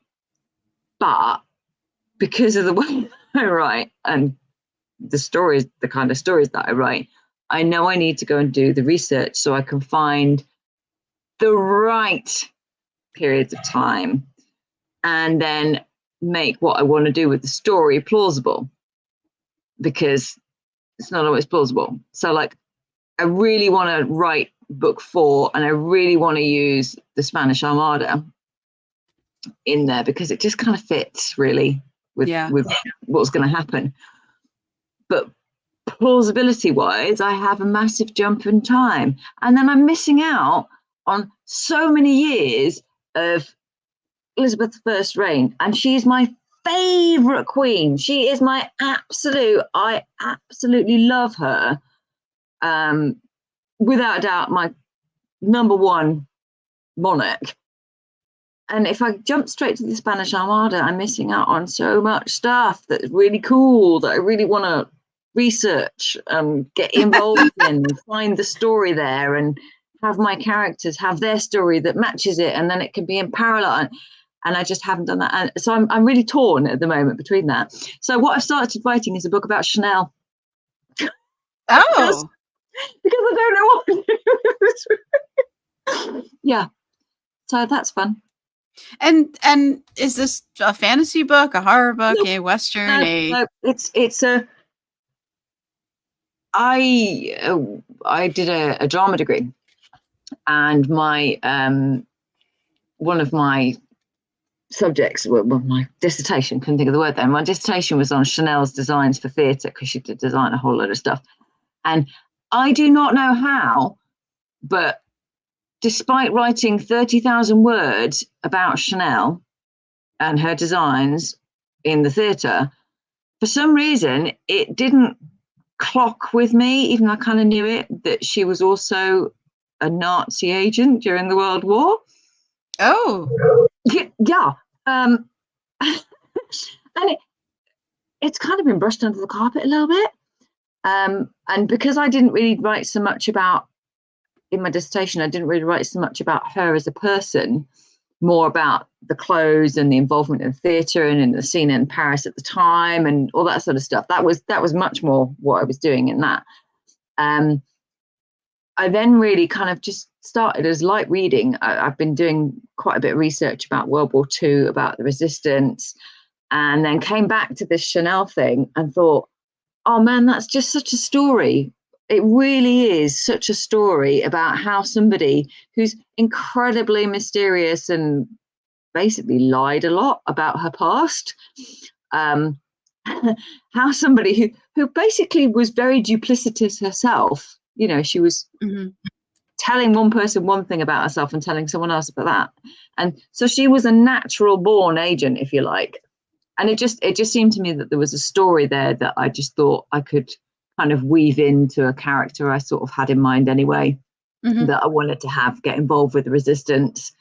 So I'm just kind of playing with that, just sort of, it's totally different. It's not fantasy, much more historical, but it is fantasy because it's obviously going to be completely made up. You know, elements of truth in it probably get absolutely slammed by the purists for, you know, tarnishing somebody's name, but I'm not going to tarnish her. It's an honor. You know, she's going to come out looking good out of it, surprisingly. But yeah,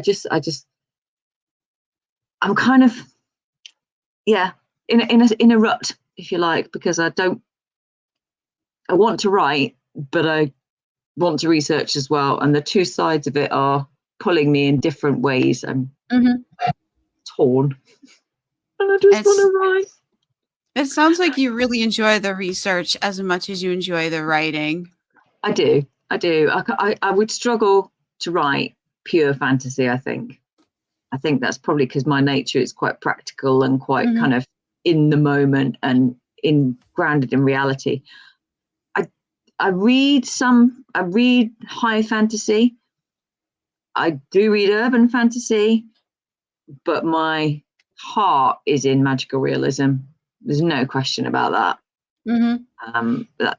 Those are the kind of books that I have as reward books for when I've kind of finished a book, or I really need to just have some time for me. It will be a magical realism book of some kind that I will read because it's grounded in reality, but it's got that fantasy element to it.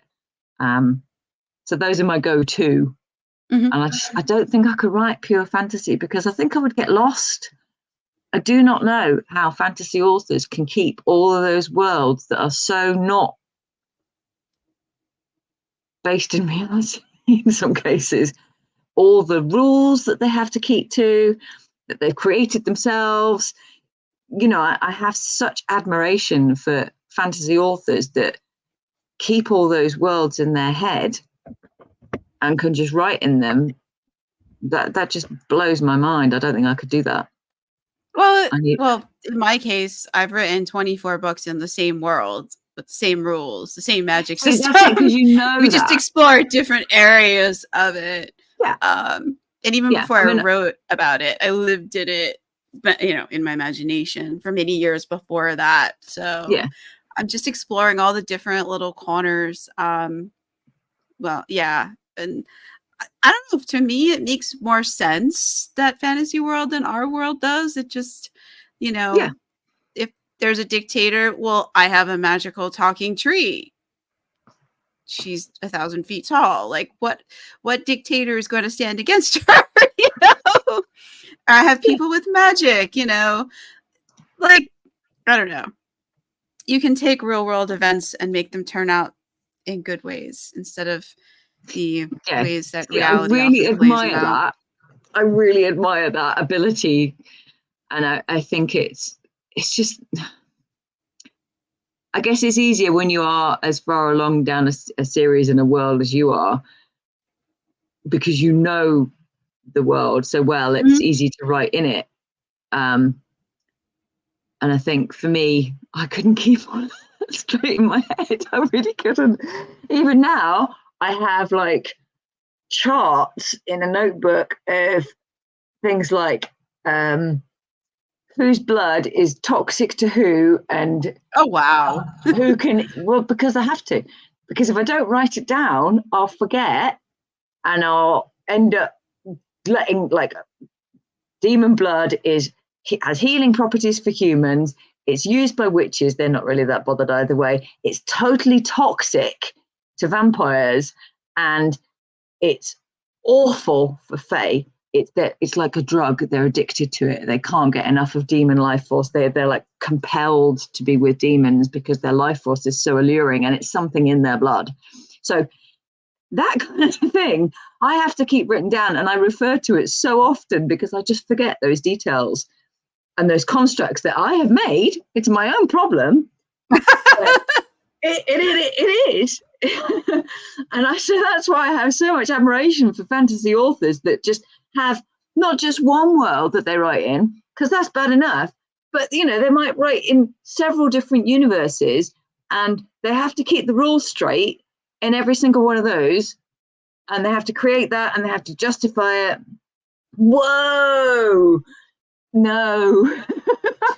Yeah, but I think a lot of other fantasy authors like will complete that world and then move on to a new one, and then they don't have to keep the previous world in their head unless they want to go back to it. Because I've had like about 88 different indie fantasy authors, and a lot of the ones who have multiple worlds, they there's a set amount of books that they're going to write in this world, and then they're going to write about this next world, and they're not going to think about the previous world, only this next one as they figure it out. They like to build worlds. And then there's authors like me who have one world that they write everything in because they accidentally created a world that is so vast, that has so much to it, that we can spend the rest of our lives just exploring the corners, because it's as big and deep as our world is, with as extensive a history and things. So like it's just from talking to like 80 something different authors, that's what I've seen, is like people seem to fall in one bucket or the other. And like, and I don't know, like I'm admire fantasy authors who can create a world that only has enough depth and breadth for the stories that they want to tell and no more, and they don't feel any need to write anymore. There's no other corners they want to explore, just this one part that they have plotted out to write. And I admire that, because I just cannot, my brain just is, I can't do that. You can't create, like a little pinhole. Yeah, it's like opening a pinhole window into something and only writing what you see. And I want to make that hole bigger. I want to see more. I want to move it, and I've interviewed quite a few fantasy authors who are like that. And it's interesting. It's very interesting. So well, I think it's good that you can then get to know that world and let your characters exist within it, and obviously create endless situations for them to come up against, or new characters and having different adventures and different sides of the world. I think that's very, very impressive. I don't think I could do that. Well, it's like, it's not just you creating it though, because you come up with things and your character's like, I don't want to do that. It's almost like you're co-creating it with them. You're like, because they'll only do what they want to do. And if they don't want to do what you want to do, then you stop plotting and you start pensing until they get to a point where they're like, get me out of this. And then you go back and plot and figure out, all right, how do we get you out of this? But you're one of the authors that really has their characters speak to you almost. And I can say this because if you haven't read Melinda's emails and her newsletter, then you will know the problems she has with her characters that continually just try and take over her newsletter and interfere with the scribe. And it is hilarious. It's great. I love it. You get my newsletter? I didn't know that. Yeah. Oh my god. I love your newsletter. I love it. Thank you. It's like a little breath of fresh air every time it drops away. Oh, it's Ron. No, he's not going to be allowed to write anything this week, but he is. But he wants more page time. I really like him. It is funny. He won't tell me what we're doing in this week's newsletter, and it needs to go out on Monday. I've written nothing for it. Yeah, I think he wants to do something in the newsletter that I'm not going to like. I think he wants to give away spoilers about the trilogy that I'm trying to wrap up, and I don't know. We'll see. I just have a feeling that this is going to be a fight between me and him to get this newsletter out. You have to gag him or something. He's one of the characters I can't gag. He's funny. Yeah. He's one of my favorite characters. We all have one, don't we? I think every author has like a favorite that they just like, it makes them smile to write it. I'm like that with Fairfax. Every time he's on the page, I'm just grinning away going, I don't know what he's going to do.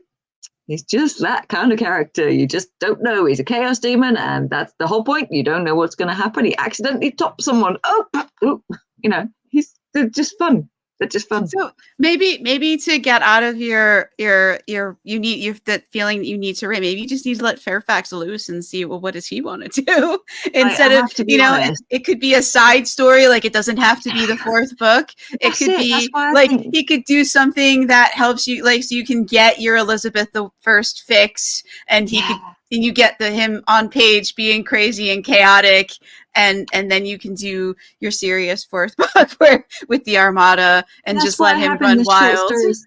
Yeah, I agree, and that's why I thought I need to do these short stories, because they're a good way for me to just enjoy it again. And it's not that I don't enjoy writing. I absolutely love writing. I really do. But sometimes it's hard.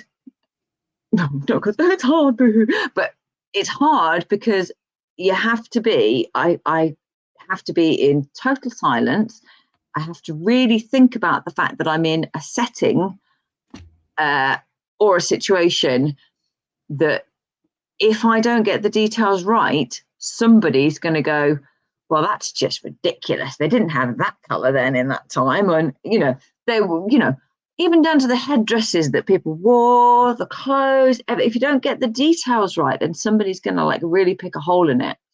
Well, that's why you should write something from Fairfax's point of view and make it clear to the reader from the outset that this person is completely unreliable. If any details are wrong, it's the character's fault, not the author. I try, you could put a note in the beginning, like, look, I tried to make it accurate, but, I can only make Fairfax do a certain amount of things, or I can't make him do anything, whatever the case may be.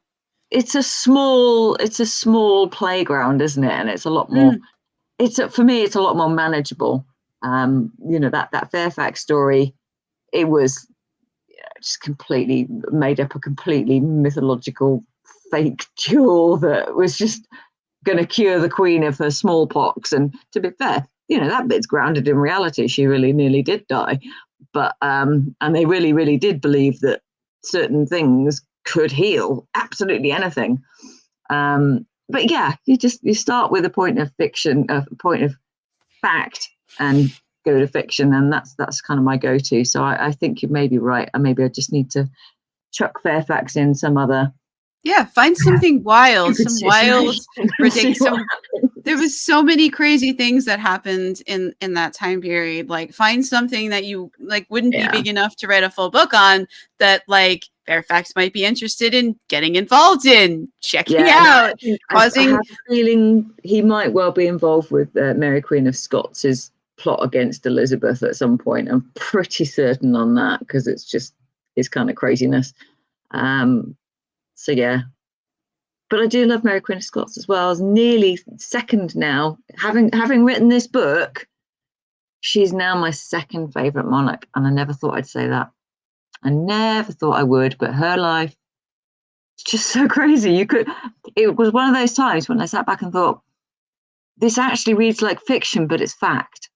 That's what's so crazy about it. And when you come across those things, you just think, I can't believe this. I love when that happens too. When you run across it, there was something the other day that I didn't know, and like it was just wild. Somebody posted something, and I was like, I should probably Google this to make sure to fact check this, to make sure this is real. But it just seemed. It didn't seem fake. If it was going to be fake, it might have been a bit more polished and not quite as zany. Yeah.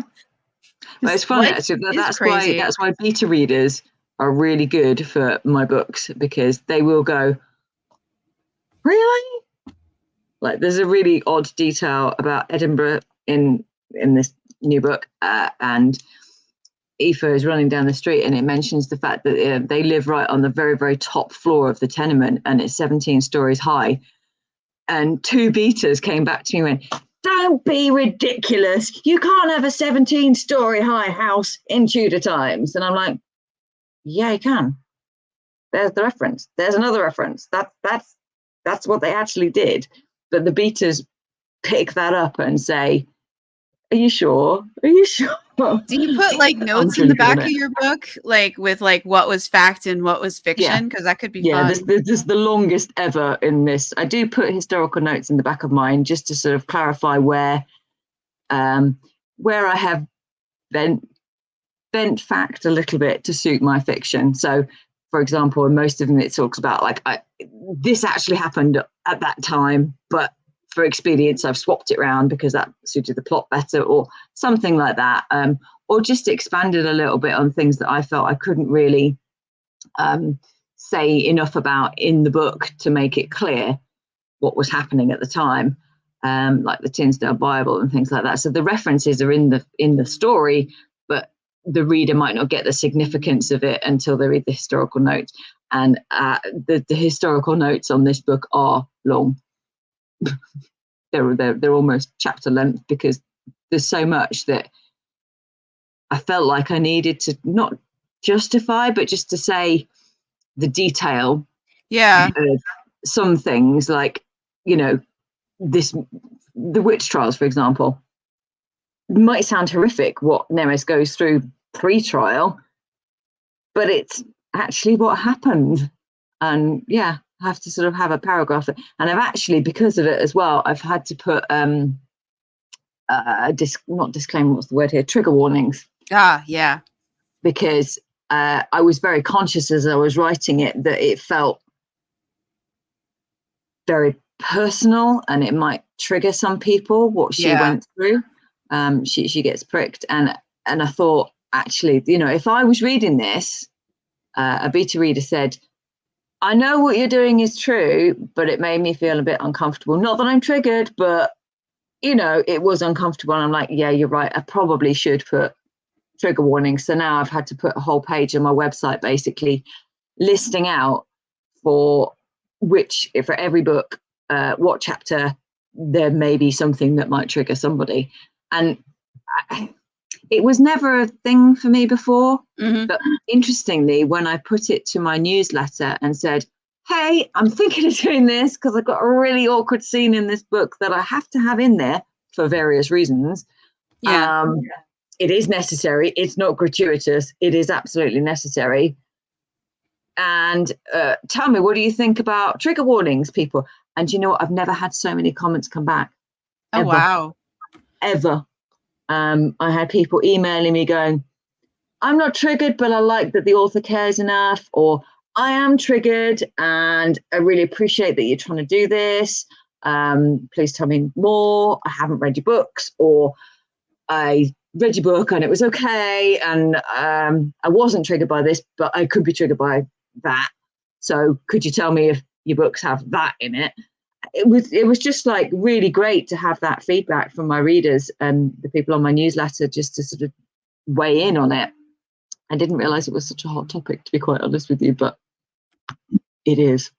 Oh, it is. Like I see authors post in like author groups asking about like trigger warnings or content warnings. I've seen it called different things.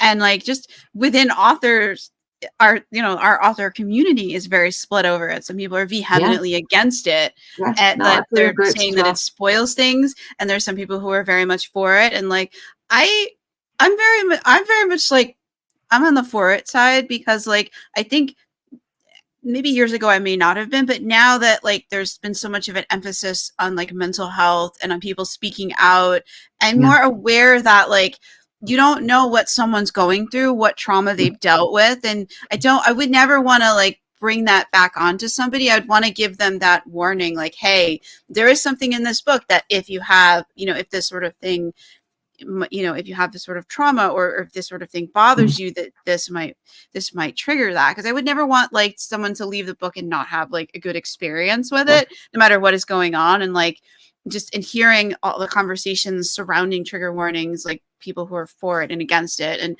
mostly listening to people who are for it and why, just brought me around to that. This is an important thing.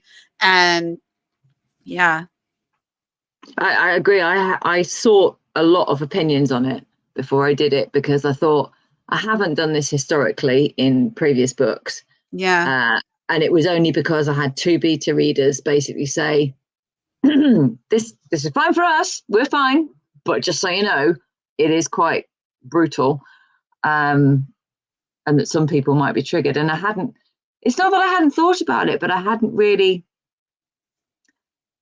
I think because it was said by so many people, and there was the conversation happening in general about trigger warnings, it made me sort of think, well, I should take responsibility for this. How can I do this in a way that is respectful, not spoilery, but also gives people that option?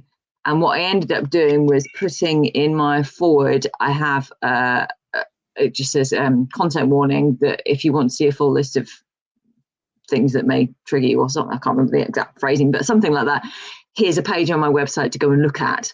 And then on the website, it's got, you know, this kind of breakdown of every book, every chapter where there's something that may be triggering and what it is, because the characters are human. And for example, Joshua goes through basically PTSD, which, you know, is horrific. It's horrific for them. His experiences are drawn from real life accounts of people that have suffered from PTSD.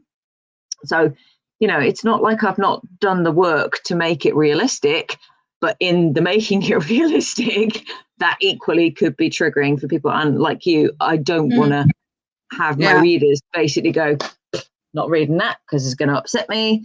I don't want to. I want to give them the choice to make an informed decision. And that's all I can do, is tell them where the problems may or may not be. And when I said that to my newsletter, and I went back to them and said, this is what I'm going to do, and, you know, again, got feedback from those that had emailed me saying, yeah, that works for me. That would be fine. Thank you. Appreciate you doing that.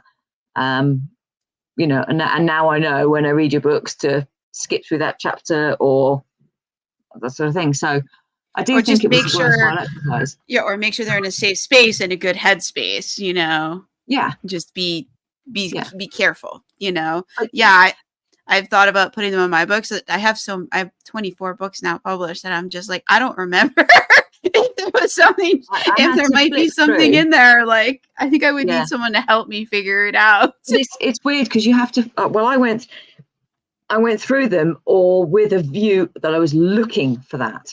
Yeah. With every chapter, I was like, what's happening in this chapter? Is there anything that somebody might get upset about? And it was a bit worrying when I found that. Yeah. It shouldn't be, because at the end of the day, I write historical. And you know what? History was bloody gruesome. There is no getting around that fact. It was pretty hard. It was, It still is. Modern history is not any less gruesome. We're talking about Vikings, for goodness sake. What are Vikings known for? Invading places. It wasn't nice. They weren't very nice people at times. There actually was a whole flip side that I do show, and I try and show them in a very positive way. But the reality is they did invade places, and they took people as slaves, and they killed a lot of people. That's the reality. They weren't having pillow fights. Yeah, what do you think? They're not going to come in like that, are they? They came in. They meant business. Sometimes they tried to trade first. Sometimes they just went looking for gold. It happens. But, you know, you can't gloss over that if you're writing historical stuff. I'm going to sneeze. Sorry. Say something. No, but you're right. Like, if you're writing historical stuff, it's really hard. You can't just write out the parts of history you don't like. But since I write epic fantasy, I can twist things. Things can be headed in that direction, and I can be like, you know, this is fantasy. This is my world. You know, maybe they don't hurt this. You know, that yes, they kidnap the little kid, but maybe they just hold him. Maybe they don't harm him. You know, I can twist things because killing kids is really bad. There's no children die. Well, there is one child who dies, but he dies before the book even began, and they just found out about it. So that's different. Yeah. Like, we don't show any of that, and I don't think we show any of that. Now I'm gonna have to go back and check because I don't remember. I wrote that book in 2016, and I don't remember. But I have a death of a child in mind, but it is like the crime in one of my books. It's the trigger event that leads to what happens next, and I had to put that in the trigger warnings because I just thought. But you know, your characters are humanoid, and therefore they presumably have human feelings, human issues. So you're gonna have something that triggers people. Can't get around it. Yeah, it's possible. Have children get kidnapped, but they're not harmed. We find magical ways to keep them safe that don't break the rules, that keep the because I'm not writing dark fantasy or anything. I'm writing more the fun kind. It's like my newsletters with less of Rand talking at you and fantasy light things happening. Well, I never thought I would write dark fantasy, but I cannot get around the fact that there are dark themes discussed in the book, and they're not dark as in gratuitous and that sort of nastiness. They are themes that resonate with my readers, hopefully, but I think resonate with adults. My books are not, although they are read by young adults. In fact, I've got a couple of super fans who are really sweet teenagers, but they, we're dealing with adult themes. So like Nemis, for example, we see her dealing with miscarriage and loss of a child and the effect that has on a family. Joshua, as I say, deals with PTSD. My main characters are a couple, and that isn't always smooth. Right. Relationships aren't. They might be fated mates, but this is not necessarily their happy ever after. It's their ever after. So, things aren't smooth sailing. You can't if you just give characters an easy ride, then there's no conflict and it's not interesting, is it really? Yeah, and like fate can't fix the fact that you guys I know miscommunication is a big trope in romance, but if you're miscommunicating before you get together and you then are fated mates, fate is not going to fix your miscommunication problems afterwards. Yeah, that's when the real work comes in to remain fated mates. Yeah. You can be fated mates and hate each other's guts. I mean, you have to make it work. Yeah. At the end of the day, I think also you tend to write a little bit what you know and what makes you happy to write, but also you write for, in a sense, yourself.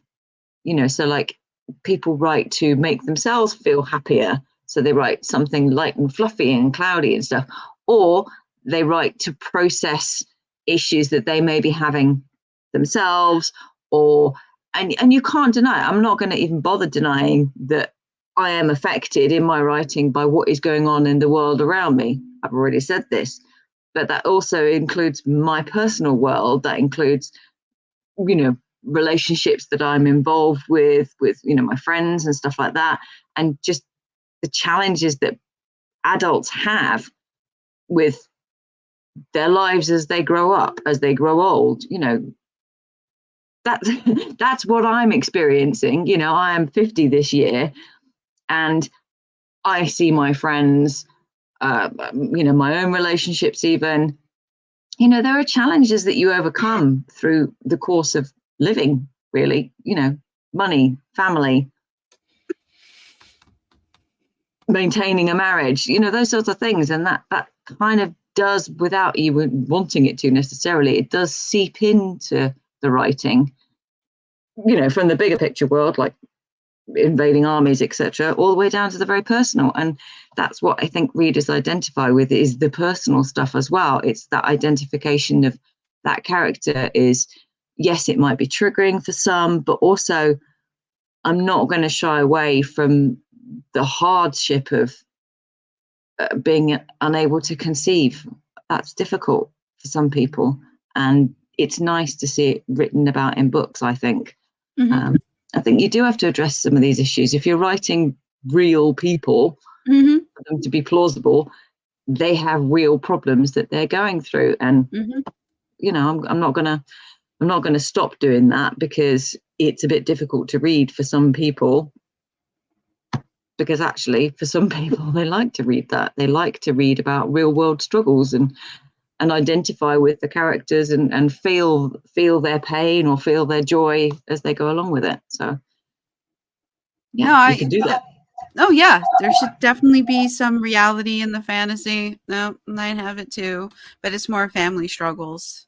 Yeah, exactly. And people identify with that. I think if you can't identify with at least one character, then why are you reading the book? I mean, I hope they identify with at least one character. Well, I'm sure they do. Books tend to have a lot of characters in them. But you have to have, everybody has like a favorite character, and that's most likely to be the one that they identify with the most. So like my books are written dual point of view, at least. Okay, not many people identify with Henry Fitzroy. I'll just get that out there because he's just different. But the husband and wife, Aioffe and Joshua, you see both their sides of it, and I have male readers that say, I get Joshua, I get where he's coming from.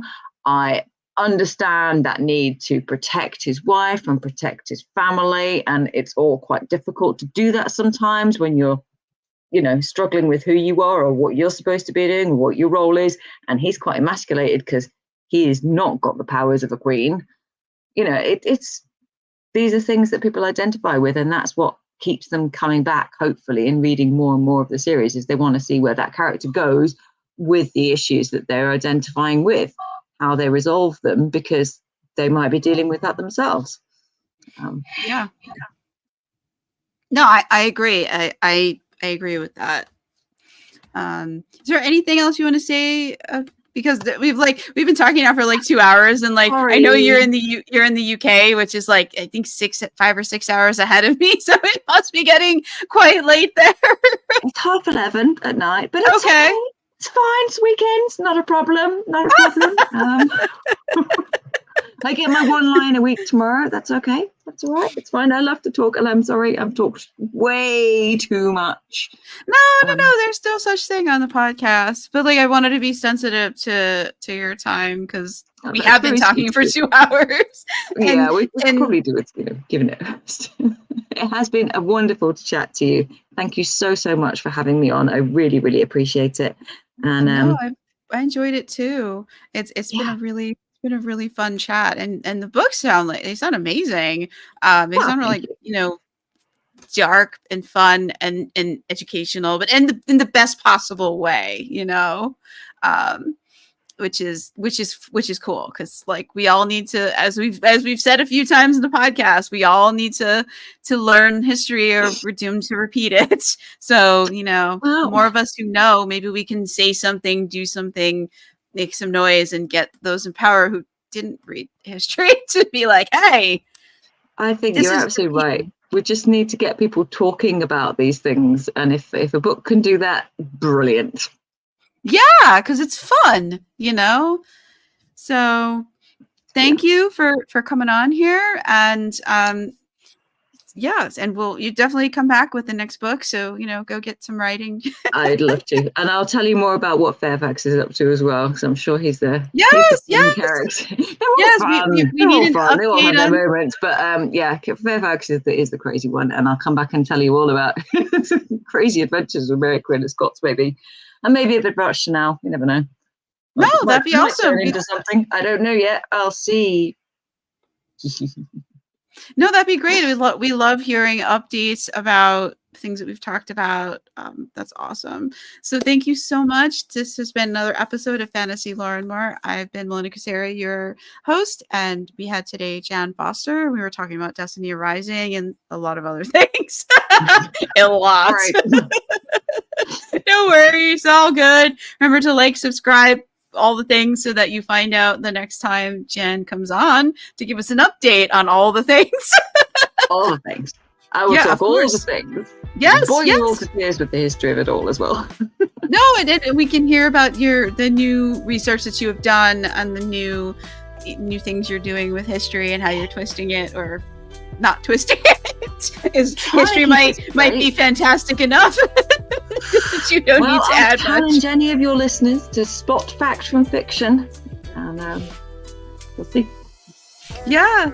So thank you so much. Have a great day or a great night, wherever. A great night's sleep. Thank you for having me, and thank you for listening.